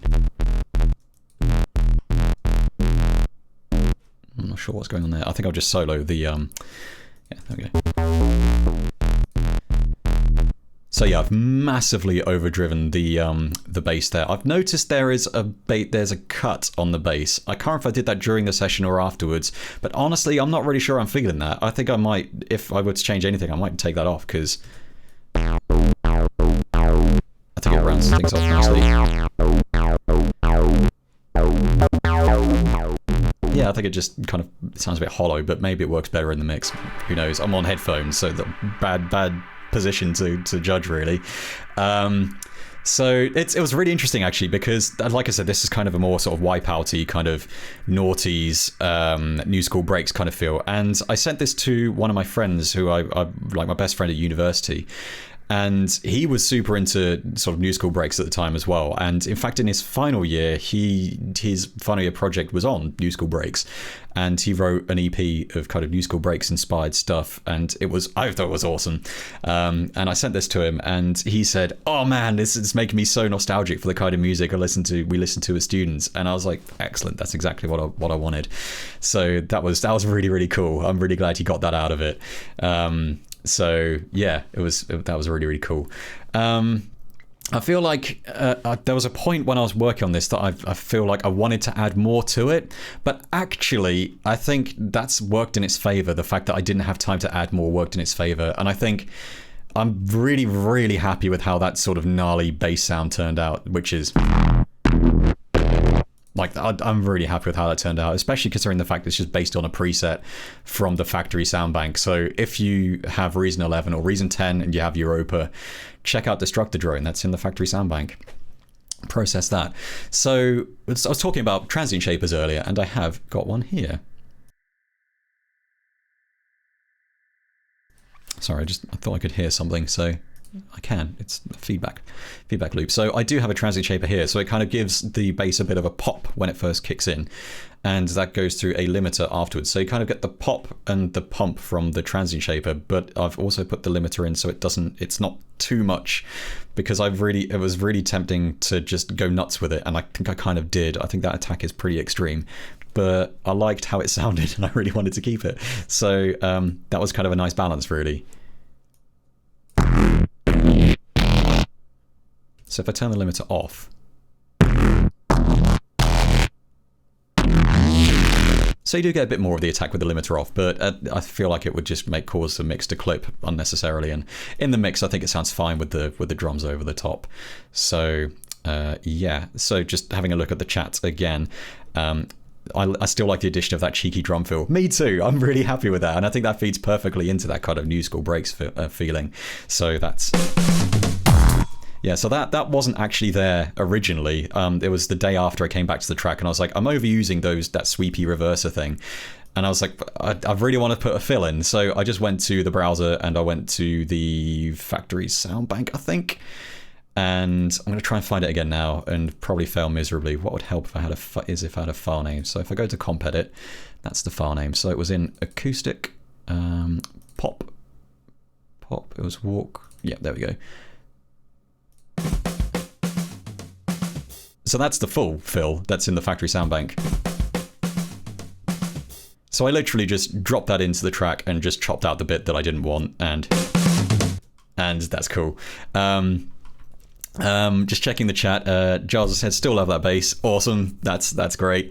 Yeah, I'm really happy with how that turned out. So for like that, I feel like I lucked out a lot with some of this stuff, especially when it came to randomizing patches. But that's kind of part of it, really. It's nice to just see what pops out. Buskin Bills has said, still think you should have added the bin to Ballistic. The bin's in here. There's this reverser here. Yeah, that's in there. Oh, don't worry, the bin is definitely in there. I just took it out here because I didn't need it and a drum fill, and I think I used the sort of reversed bin thing. 3 thing. Oh, in the title. Sorry, in the chat, Buskin Bills just said in the title. I really like the name Ballistic, so I ran with it. But who knows? Maybe I'll yeah. I feel like I needed to find that sample that's just some guy saying "watch your bass bins" and stick that in. But I wasn't about to start going on a sample, an illegal sample dive midway through writing a track. Say illegal sample dive. I mean, that's been so used at this point. So yeah, I really like the overdrive on that acid bass. I think again it was kind of nice to get some character out of the VK2. Although I don't remember it being quite as overdriven when I was working on the track. I can't remember if I changed that afterwards or if it just sounds different now for some reason. Who knows? So yeah, that was really cool. I'm not, like I mentioned, I'm not super sure about that notch on the bass. So I don't know. Maybe I'll listen with my monitors again and decide. I mean, for all intents and purposes, I feel like I'm mostly done with these tracks. But one thing I'd really like to do at some point, this is more of an idea than a commitment, would be to come back to some of these tracks, all my favorite ones, and maybe develop them more using different instruments and techniques and see how I can push them. So I guess these are kind of demos, which is fair enough. But so that's just an idea. So like I said, I'm really happy with that kind of gnarly bass. And again, I've used the Poly 6 again, and again, I don't really think it's a cop out. I think that was a good call here, separating the sub bass from the kind of gritty bass. So the Poly 6 runs underneath that, kind of just fills out the lows a bit without being too overpowering. It also meant that I could sidechain that sub bass with the kick and would not have to sidechain the kind of gnarly mid top end section. So that was cool. I'm all about splitting instruments into their constituent spectral elements because it makes it easier to edit and tweak stuff later on, especially when it comes to the lows. When you have lots of things maybe competing for space, it's easier to have a handle on those when everything's separated into its constituent parts. So in that regard, I think that layering worked really nicely there. So yeah. So that's pretty much it, really. I can't really think of much else I would want to change about Ballistic. Like I said, I think if I'd had the time to work on it, I think I might have made it worse by focusing too much on that final section and doing something stupid like adding, like, I don't know, reverb drenched guitars or vocals or something. But actually, I think kind of in the style of what I was going for, I think, working with what was already there, I think that was the way to go. And I think extending that kind of gnarly Destructor drone bass worked really nicely. So that's...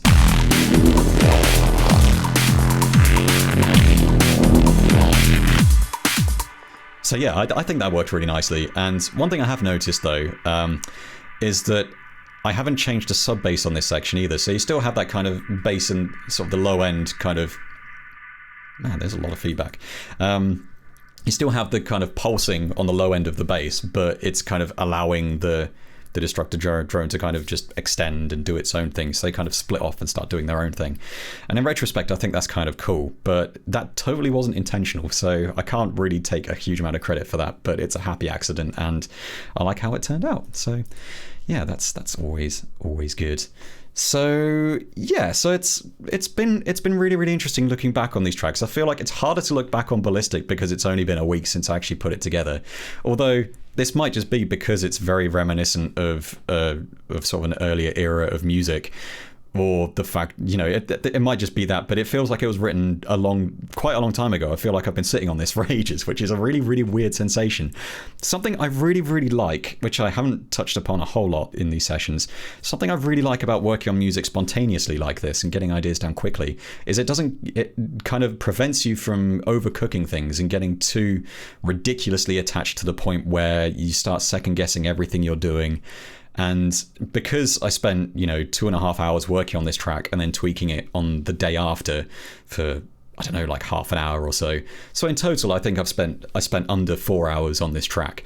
So because of that, when I came back to it, listened to it sort of a couple of days later, it still sounded quite fresh. Like it was something I wasn't super familiar with, where if you're working on something, it's very easy to fall into the trap of listening to it over and over and over again and becoming obsessed with what's there already, to the point where you can't think of where to go next because you're so attached to what's there already, if that makes any sense.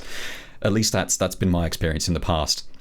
So, and sometimes just working spontaneously and getting ideas down quickly is a really, really good way to get out of that funk if you don't spend a lot of time on something, which may seem kind of counterintuitive to what you might think. Surely it's better to spend longer on a tune, but I don't think that's always the case. And as has been said already, write drunk, edit sober, it kind of has that sort of approach as well, where you want to work on something and get your ideas down quickly and have fun doing that.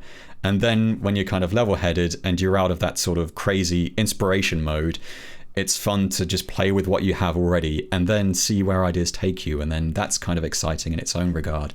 So yeah, and I mean, I must admit, I'm kind of guilty of this a bit myself, but I certainly in the past, I used to think that the longer you spent working on a track was, had a direct correlation to the quality of the final track, which is complete nonsense because some of the best music has been written, in tiny amounts of time.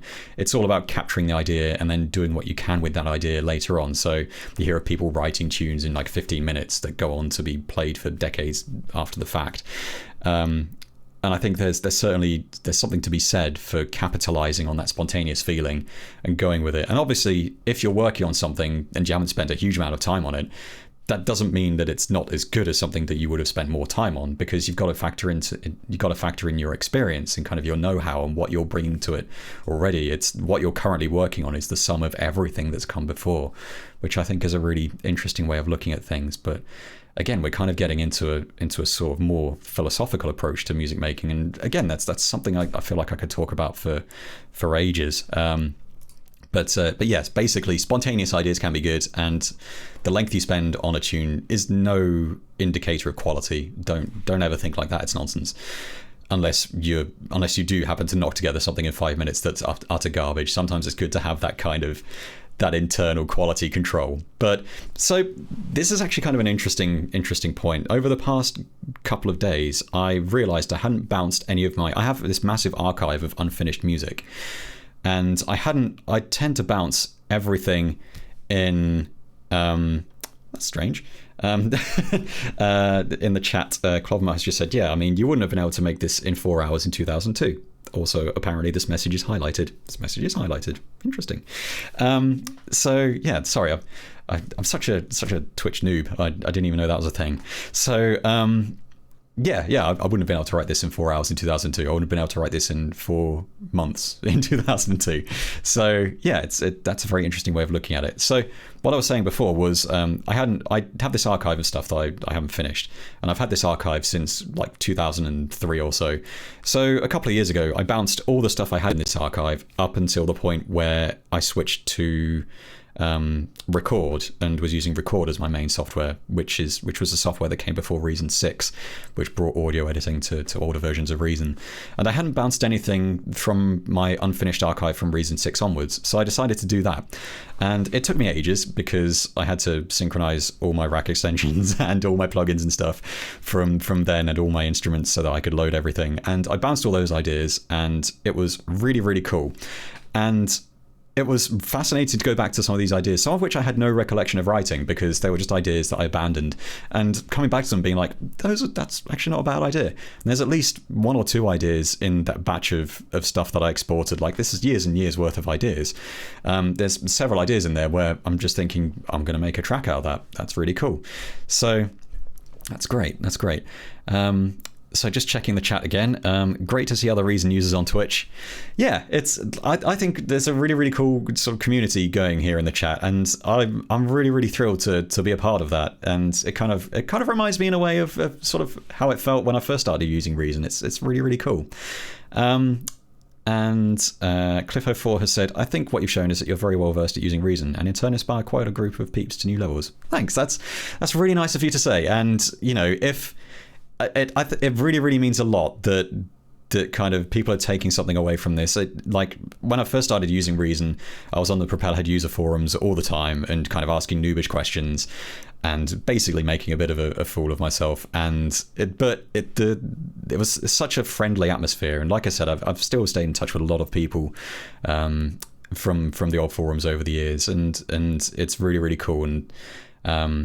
And it's really nice to be able to reciprocate, several years later, decades after the fact. But it's really nice to be able to at least partly reciprocate the help that I had when I was starting out then. And that's really, really cool. So in the chat, Vision House Studios said, feels like Ali Hooper / Discover. Yeah, I'm kind of annoyed because I used to share all my streaming tunes on Ali Hooper and Discover, which was actually a really convenient way for me to share all my stuff. But then that closed down, and I have to put everything on SoundCloud, and I'm not a massive fan of SoundCloud, but there we go.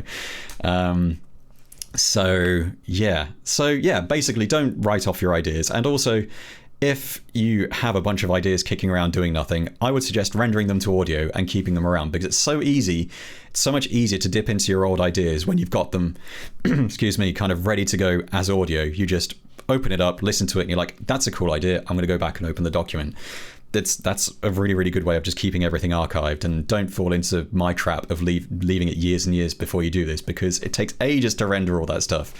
And especially when you're messing around with plugins and legacy samples and stuff like that. It did renew my appreciation for the refill file format though, because if you have a refill, stuff just opens, and that's cool. And rack extensions, very similar.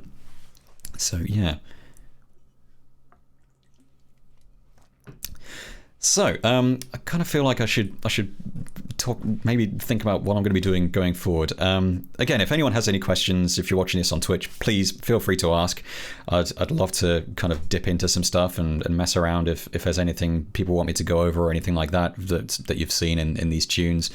But yeah, so like I said, it was really interesting going back and checking these tunes out. And Ballistic, like I said, it feels like it's been ages since I actually did this tune, but it's because it was put together so quickly. It feels like it was, it's an interesting feeling. So in the chat, what version are you using? I'm using Reason 11. I must admit, when Reason 11 first came out, I was one of those people who was like, I'm not super into this as a standalone user, because I didn't really have a lot of interest for the Reason Rack plugin.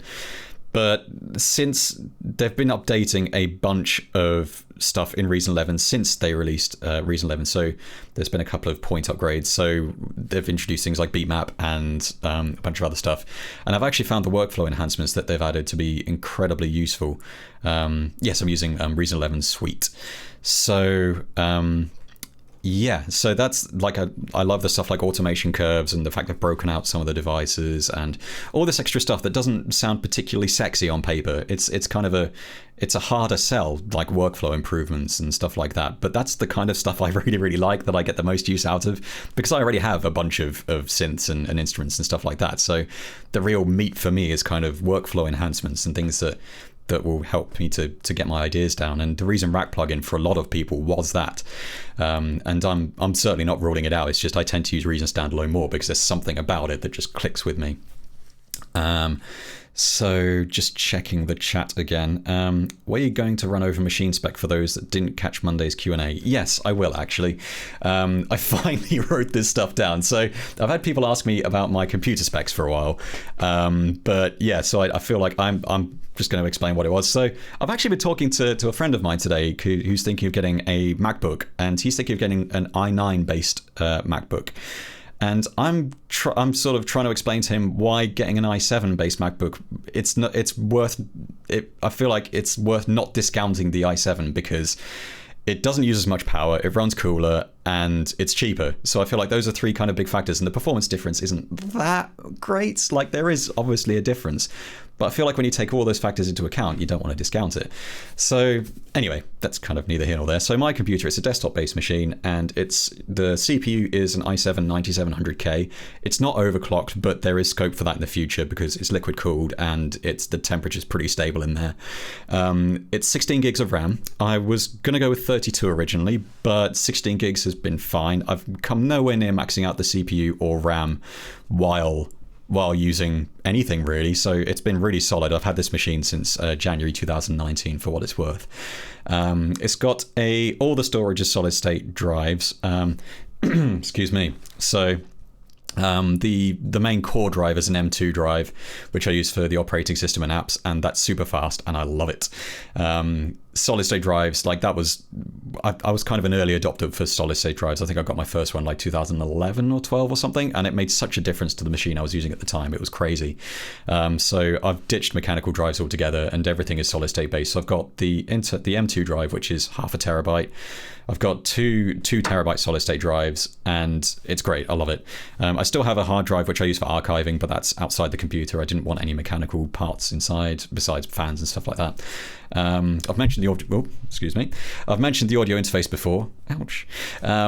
Which is my Focusrite Scarlett 4i4 3rd gen. It's great, love it. And the graphics probe, the video card is a GTX 1060. It's a 3 gig 1060. So I originally had a passively called 1050 Ti. Which was really cool, except, well, it was silent and it was fine, but I upgraded to a 1063 gigabyte because I had that in another machine, which was my gaming machine, which I've since upgraded, and I brought the 1060 up into this computer so I could play Doom Eternal because I really wanted to, and I much prefer playing Doom Eternal on mouse and keyboard, but that's a whole other thing I could go into. I'm a big fan of that game. So yeah, that's my PC specs. It's good, like it's a good machine, but it wasn't ridiculously expensive, and I think a good part of that was focusing on the things that actually mattered. So I wasn't too fussed about I don't care about like RGB lights and having a gamer case or anything like that. I just wanted something that was fast and dependable and had lots of storage and didn't have any hard drives because I like solid state drives, and it served me really well so far. So yeah, I think at some point I might have to add another drive because I keep using all my space, although maybe I just need to archive more stuff. So yeah, those are my PC specs. Just checking another question. When getting down your initial mix, do you have target levels for some major elements like kick, snare, pads, bass, lead? That's actually a really interesting question, and I'm really surprised I haven't talked about this before. So generally speaking, I tend to kind of go by ear when I'm working using monitors. I'd have like rough visual guidelines, but on headphones I find it's much more important to have like a general idea of where to aim. So you may have noticed, I'll take this reed drum as an example. I'm just going to solo the kick.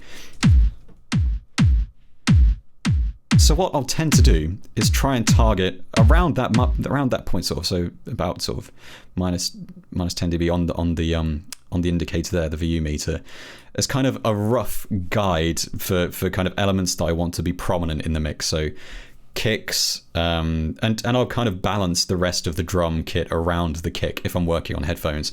The kick and snare are kind of the important things. It's harder to do that when you're on headphones, so I do still I kind of cheat and use my eyes a little bit, and I tend to go for around sort of minus 20 for stuff that's that's secondary, and then kind of below that to stuff that I really want in the background. So if I play this mix, you might actually notice kind of across the board it's roughly around there.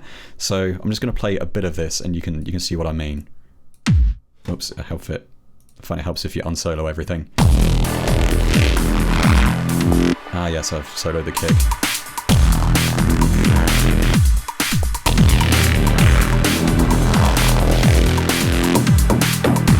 So you'll notice kind of all the prominent elements are kind of hovering around the same mark, kind of minus 10 dB, and all the secondary elements are kind of underneath that.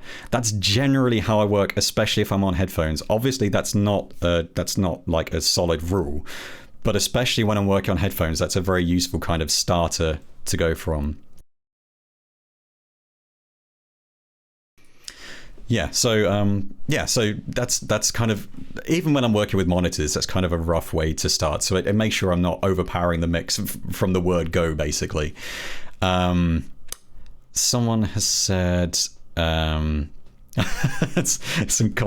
controversy over RGB lights in the chat. I'm putting together a build, and it's now impossible to avoid that Fisher Price nonsense. Yeah, I was actually super tempted to build a computer myself, do a self build, but in the end I had a custom build made because I wanted some support in case things went wrong, which has happened before. And I've never been more stressed than when I was working on a particular project and my motherboard died. And like at that point I snapped, and that's when I got a Mac, because I was like, screw this, if something works, then if something goes wrong, I can take this into an Apple store and get it fixed. That was kind of my main thinking when I got a Mac, and I really enjoyed my time using my iMac. But ultimately, coming back to Windows, it just kind of fits me better, and I prefer the pricing structure of Windows-based PCs. But that kind of goes without saying. So Cliffo has said, maybe see if you can boot to Hackintosh. No. This is a work machine. I feel like if I have a computer downstairs, that's my gaming machine, and that is the computer I dick around with if I want to start messing around and doing stuff like that. Because if that stops working, I can just format it and start again. It's not the end of the world. If something goes wrong with my studio machine, I'm screwed and I can't do my job, which at the moment isn't as much of an issue because, you know, work is kind of dried up, which isn't so great. But I must admit, I love tinkering with stuff like that. So I'm always tempted to mess around, but I tend to mess around with that kind of stuff more in virtual machines now. So if I do anything, I mean, I've got a Mac OS virtual machine, so I can mess around with drum spillage on my PC, which is a really nice solution. It's kind of laggy as hell, but it works. So I could still use drum spillage without having to use a physical Mac, which is neat. Just having a look at the chat again. Not track related. Any suggestions on using Reason devices to recreate the probability effect in the Oomph Club Rack extension? You can use the drum sequencer player. That's got a probability trigger built in. You can use that with anything. So you could use that with the redrum, or you could use it with Kong. So that's the drum sequencer. I think that just comes as standard in Reason now. I mean, it comes with 11 Suite because I've got it. Although now I'm doubting myself. So so you can just kind of sequence that, and it's not set up properly. Oh no, it's just muted. Painful. So there's this probability section here. You can just turn down a probability, and so now that kick sometimes doesn't play. So yeah, you can do that with drum sequencer. So I'm not entirely convinced you can do that with stock devices outside of drum sequencer or anything with that functionality built in, but I could be wrong. I frequently am. Just checking the chat again. Cheers, exactly. I wasn't leaving any headroom, and someone gave me a tip on starting levels, and I felt my mixes improved immediately. Was just wondering how you approached it. Mix is clean. Yeah, awesome. Thank you. I used to just basically go with whatever, and then I very quickly found that you get to a certain point where you want to bring something up, and you can't because everything is already maxed out, and that's a really stupid way to work. So having a rough place to start with plenty of headroom, I think, is a really good approach to having a healthy mix in the long run. lots of comments on Hackintoshes not being worth doing. Yeah, don't. Yeah, I'm not touching that. I mean, I know people who do use Hackintoshes, and they've had some success with doing that, but it's not my cup of tea. I'm happy in Windows. Like the only thing I miss now is Drums Village, which I already mentioned, which is a fantastic plugin, and I really wish there was a Windows version because I'd use it a lot more if there was, but there isn't, so I can't. Yeah, so just thinking about, I'm just kind of spitballing a bit here, but I'm thinking about things I'd like to do going forward, and talking about this archive of tunes that I bounced recently. I think it'd be really cool to possibly start messing around with some of those ideas or unfinished ideas as like a starting point. So starting with like an 8-bar loop and then working around that and creating something like, because some of these ideas go back to like Reason 6 and early rack extensions and that kind of thing. So yeah, so that's kind of how, yeah, I feel like that would be an interesting way to go. And then maybe I could kind of extend from that to bringing in other people's ideas and then kind of working around that, bringing in sort of more recent additions to the Reason rack and Reason 11, that kind of thing. I've really liked what Reason Studios did with their live stream, which when they started collaborating with someone's idea that they dropped in Dropbox, that was really cool. And that was great, and I'd love to be able to do that, but I'd like to try it with some of my own stuff first, just to make sure that's actually something I can do before I start involving other people. But I really like that idea. That's a really cool idea. Just checking the chat again. Do you play while you're streaming? If so, how do you handle input lag? So this is kind of an interesting one because I had to completely reset up my streaming setup since I've switched from Mac OS to Windows Land. And one thing, and well, there we go. That's the second thing I miss about Mac OS is core audio, because you can route audio to and from applications really, really easily. It's built for that, and it's awesome. Whereas in Windows, you still have to use ASIO drivers as kind of a low-level solution, which it still feels kind of hacky, even though it's kind of become the standard now. It still feels hacky to have to use specific drivers originally developed by Steinberg. Well, it's a standard developed by Steinberg to get low-level access to your sound card. And all the problems I've had recently with Windows have been ASIO driver related, causing blue screens, which isn't great. It's normally fixed with an update, but you know that sucks. In the chat, someone just said OBS won't play ASIO. There is a plugin for OBS called OBS ASIO, and that's what I'm using. So the Focusrite interfaces have a loopback channel, so you can basically route various audio from your sound card to the loopback channel. What I've done is I'm just looping everything that's coming out of my sound card to the loopback channel, which is going into OBS. So it's basically just capturing everything I can hear and broadcasting that with sort of low latency. So it's the same latency that's coming out of Reason, basically. So a matter of milliseconds. I think it's like 3 milliseconds or something. So yeah, so I think so I wasn't sure if that was the case with other generations of the Scarlett. It certainly was the case with my Pro 40. That was a super useful feature, and that was one thing I absolutely wanted in my audio interface, and that factored massively into picking up a third generation Scarlett. So yeah, it was kind of finicky to get that working, and I'm also using a driver set called ASIO Link Pro. So this driver set was originally made by someone who sadly passed away, and it was kind of in a legal limbo for a while. The only way you could get it was to pirate it, which kind of sucks. So I think last year his nephew basically popped up online and said, "Here you go, it's free now because I want his legacy to continue." So you can get ASIO Link Pro for free now legally, and it's really, really good for routing audio between applications, but it's not particularly user friendly. But I haven't found anything else that does that in Windows, and it's super, super useful. So between using OBS ASIO and ASIO Link Pro, you can route stuff from application to application with low latency, and it's really cool. So I've got audio going from Studio One and Reason into OBS, and that's being spat out, and it's really cool. So if I wanted to play something in a music player, that would also play because it's just Windows audio. It's what I hear. So yeah, it's really nifty, and it also means I can use all my inputs while I'm doing these streams, which means I could do stupid things like record vocals and process them massively, which is always fun. So yeah, I'd love to going forward, I'd love to start with some unfinished ideas. I would like to continue using generative ideas and random patches to get ideas going, because I think that's worked really well during these streams, and it does add kind of a level of spontaneity and just kind of I like it. I like that feel. So that was cool. In the chat, someone said, "Hey, I use Studio One 4.6 also." I'm still using Studio One 2, I think, the awkwardly titled Studio One 2. I tend to use Studio One mostly for the project view when I'm completing whole projects, so like albums or EPs or whatever.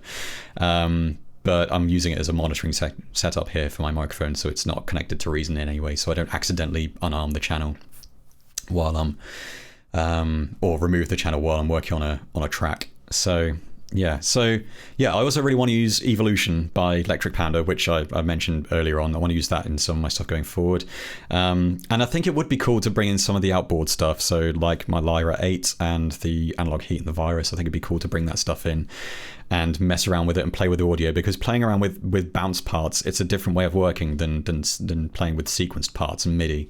So I think that could be quite interesting. So I'd just like to basically branch out and try some stuff out. So, and like I said, it's been great not using VSTs for a change, because I feel like I've become quite reliant on stuff like that. There's certain VST instruments and VST effects which I've become quite reliant on, but now I've kind of proved to myself I can do that. I can do without during a stream. I feel like maybe there's less importance on me not using them in future. If I want to use a VST, I might just start throwing them in. Who knows? But I don't want to become too reliant on them. So yeah. In the chat, Buskin Bills has said, "Do you have the PSQ and CV tap?" I don't think I do, actually. I must admit, I've kind of scaled back my rack extension purchasing, and I think at this point I've got enough utilities in particular. Like, I feel like there's not really a whole lot I can do. I can't do without the stuff that I've already got. But I should probably check that stuff out, because it would be cool, and I do like using like CV routing and stuff in Reason. That's always fun. Club I said in the chat, "Why do you feel bad about being reliant on certain instruments? Most artists have favorites." It's not that I feel bad. I feel like it's just nice to have a bit of variety, I guess. And not using VSTs, sometimes it's fun to impose self-restrictions. So in this instance, for the past 4 weeks, I haven't been using VSTs. Why? I don't really know. There's nothing stopping me. Like, I could have just fired something up, but I just thought it'd be neat to stick with what I've got. So yeah, but you know, there's stuff in VST land which I've been using more recently, and there's certain effects that I really like, so maybe just focusing a bit more on the effect side and stuff like that. So yeah. Another question in the chat: have you considered a session talking about one of your albums and maybe how you planned it out?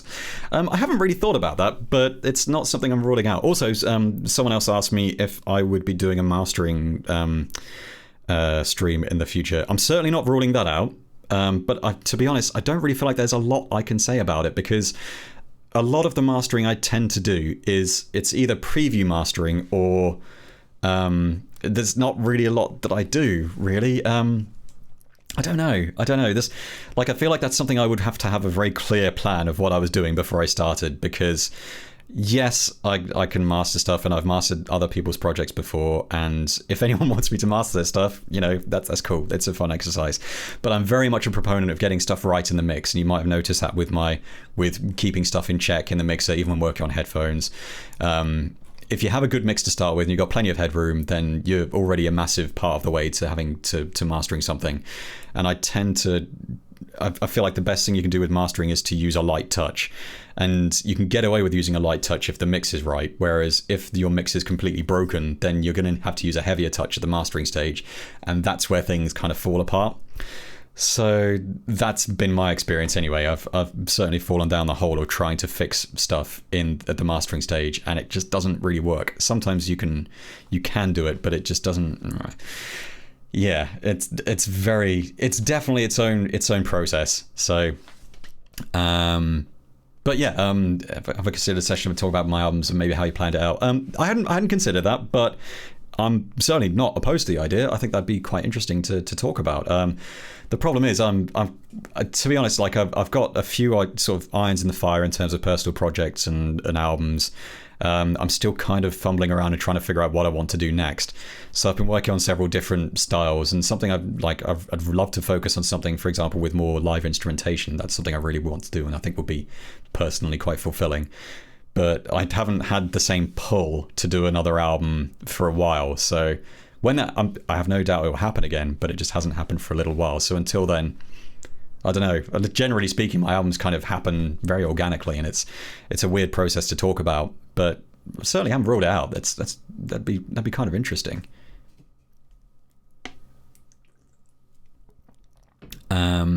Just checking the chat again. What do you use for mastering? Excuse me. So, I mean, during this stuff, I've just been using a maximizer on the output because I just wanted to bring the levels up. But generally speaking, if I'm putting together something that I'm going to send to someone to check out, I'll do what I tend to call a preview master. So what I do is I take the unmastered version of my track and I'll put it through the analog heat, which is my outboard box of fun. So you can use that as a plugin. So I might just show that off now, actually. So I'm just going to turn that on. Right. I think I've mentioned this before, but I think this will be an interesting instance to use it. So I'm going to bypass that maximizer and create an instance of analog heat. So, hope I haven't killed my stream. Oof, something's not there. Oh dear. Oh dear, that was a bad idea. That's literally never happened to me before. Well, that's irksome. All right, I guess I'm not going to be using my analog heat. I guess that was a step too far. Cloverma said... Yeah, I'm just going to close Reason.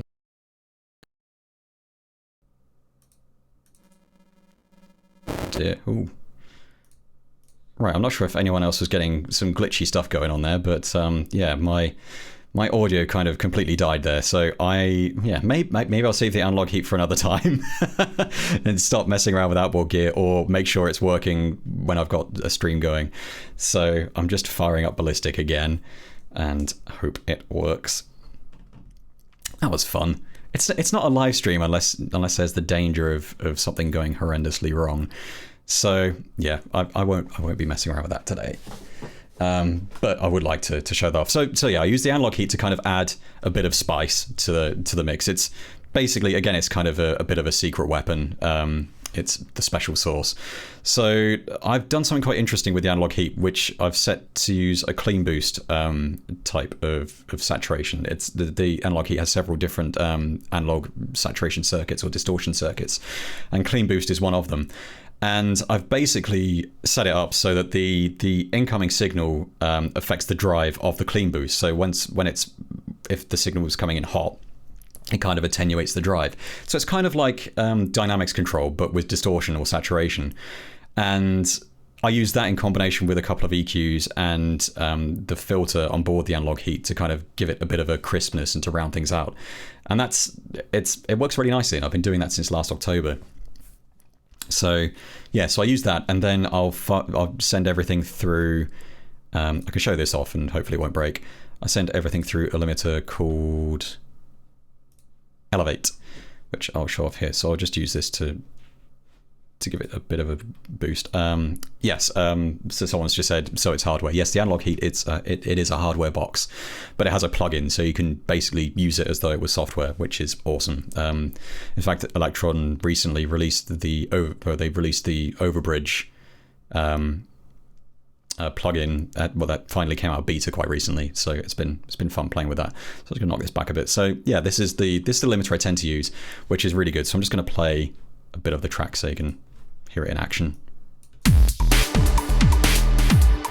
One thing I quite like about this is it's got a transient emphasis slider, which is really useful. So it basically sends some of the transient signal through the clipper section of the limiter. So it makes things pop. It can sound kind of harsh if you have it turned up too high. So for the sake of kind of just showing you what it does, I'm just going to turn it right up, and it will probably sound kind of horrible, but here we go.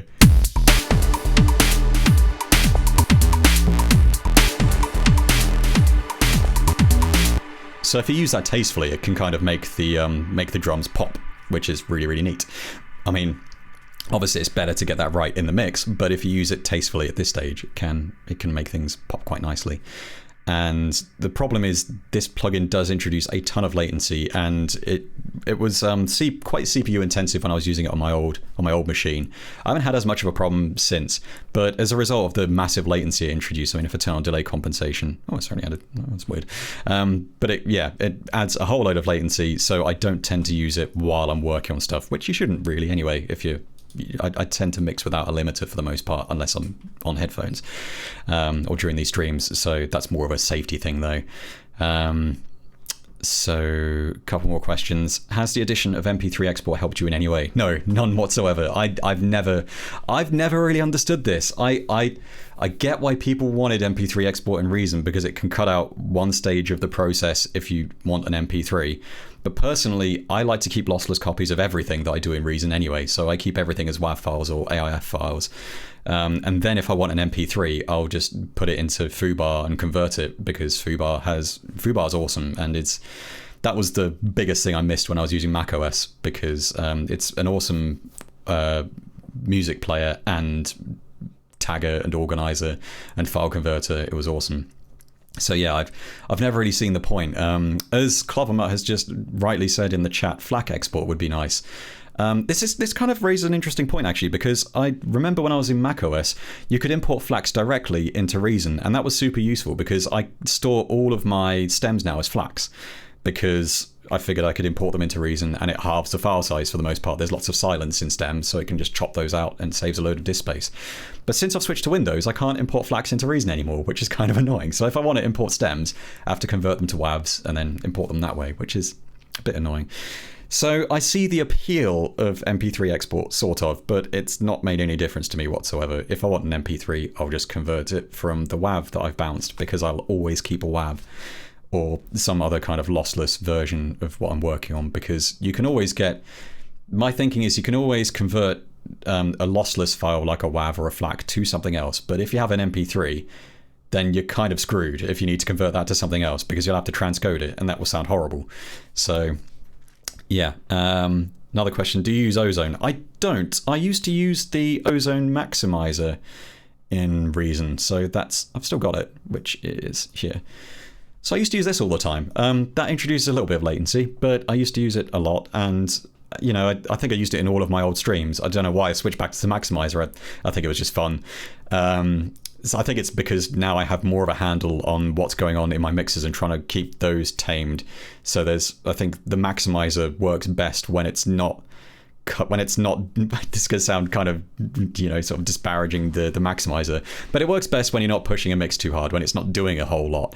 And I feel like that's a better place to be with your mix anyway, if you don't have to do a whole lot, if the levels are set correctly and you've given yourself plenty of headroom.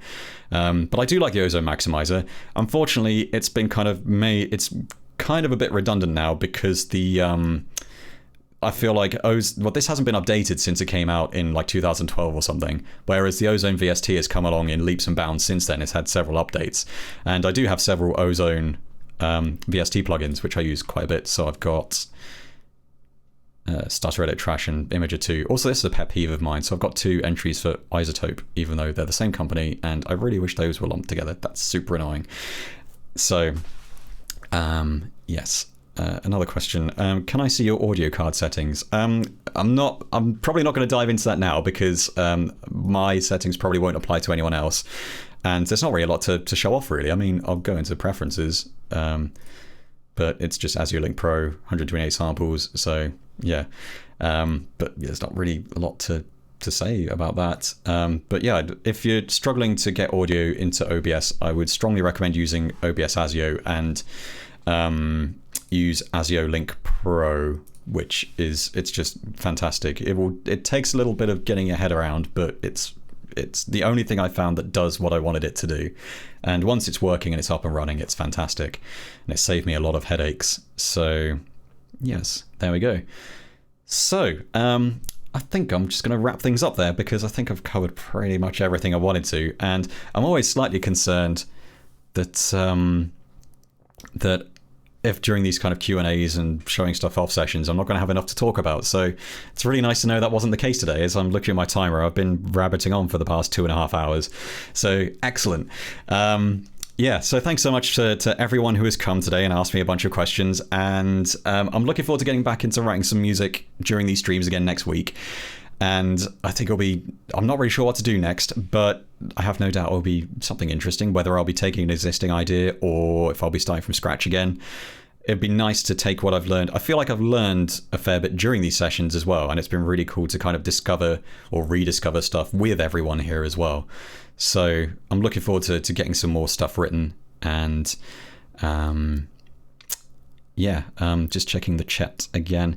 I read somewhere that you shouldn't push Reason's device input level no higher than 1 yellow bar. If you are, then it's too hot. I'm not entirely convinced about that. I think as long as it's not clipping, you're probably fine. It's just when the audio is clipping, that's when things become an issue. I mean, it's, as far as I'm aware, it works like most other DAWs. Everything is runs at an internal resolution that's much, much higher than the output.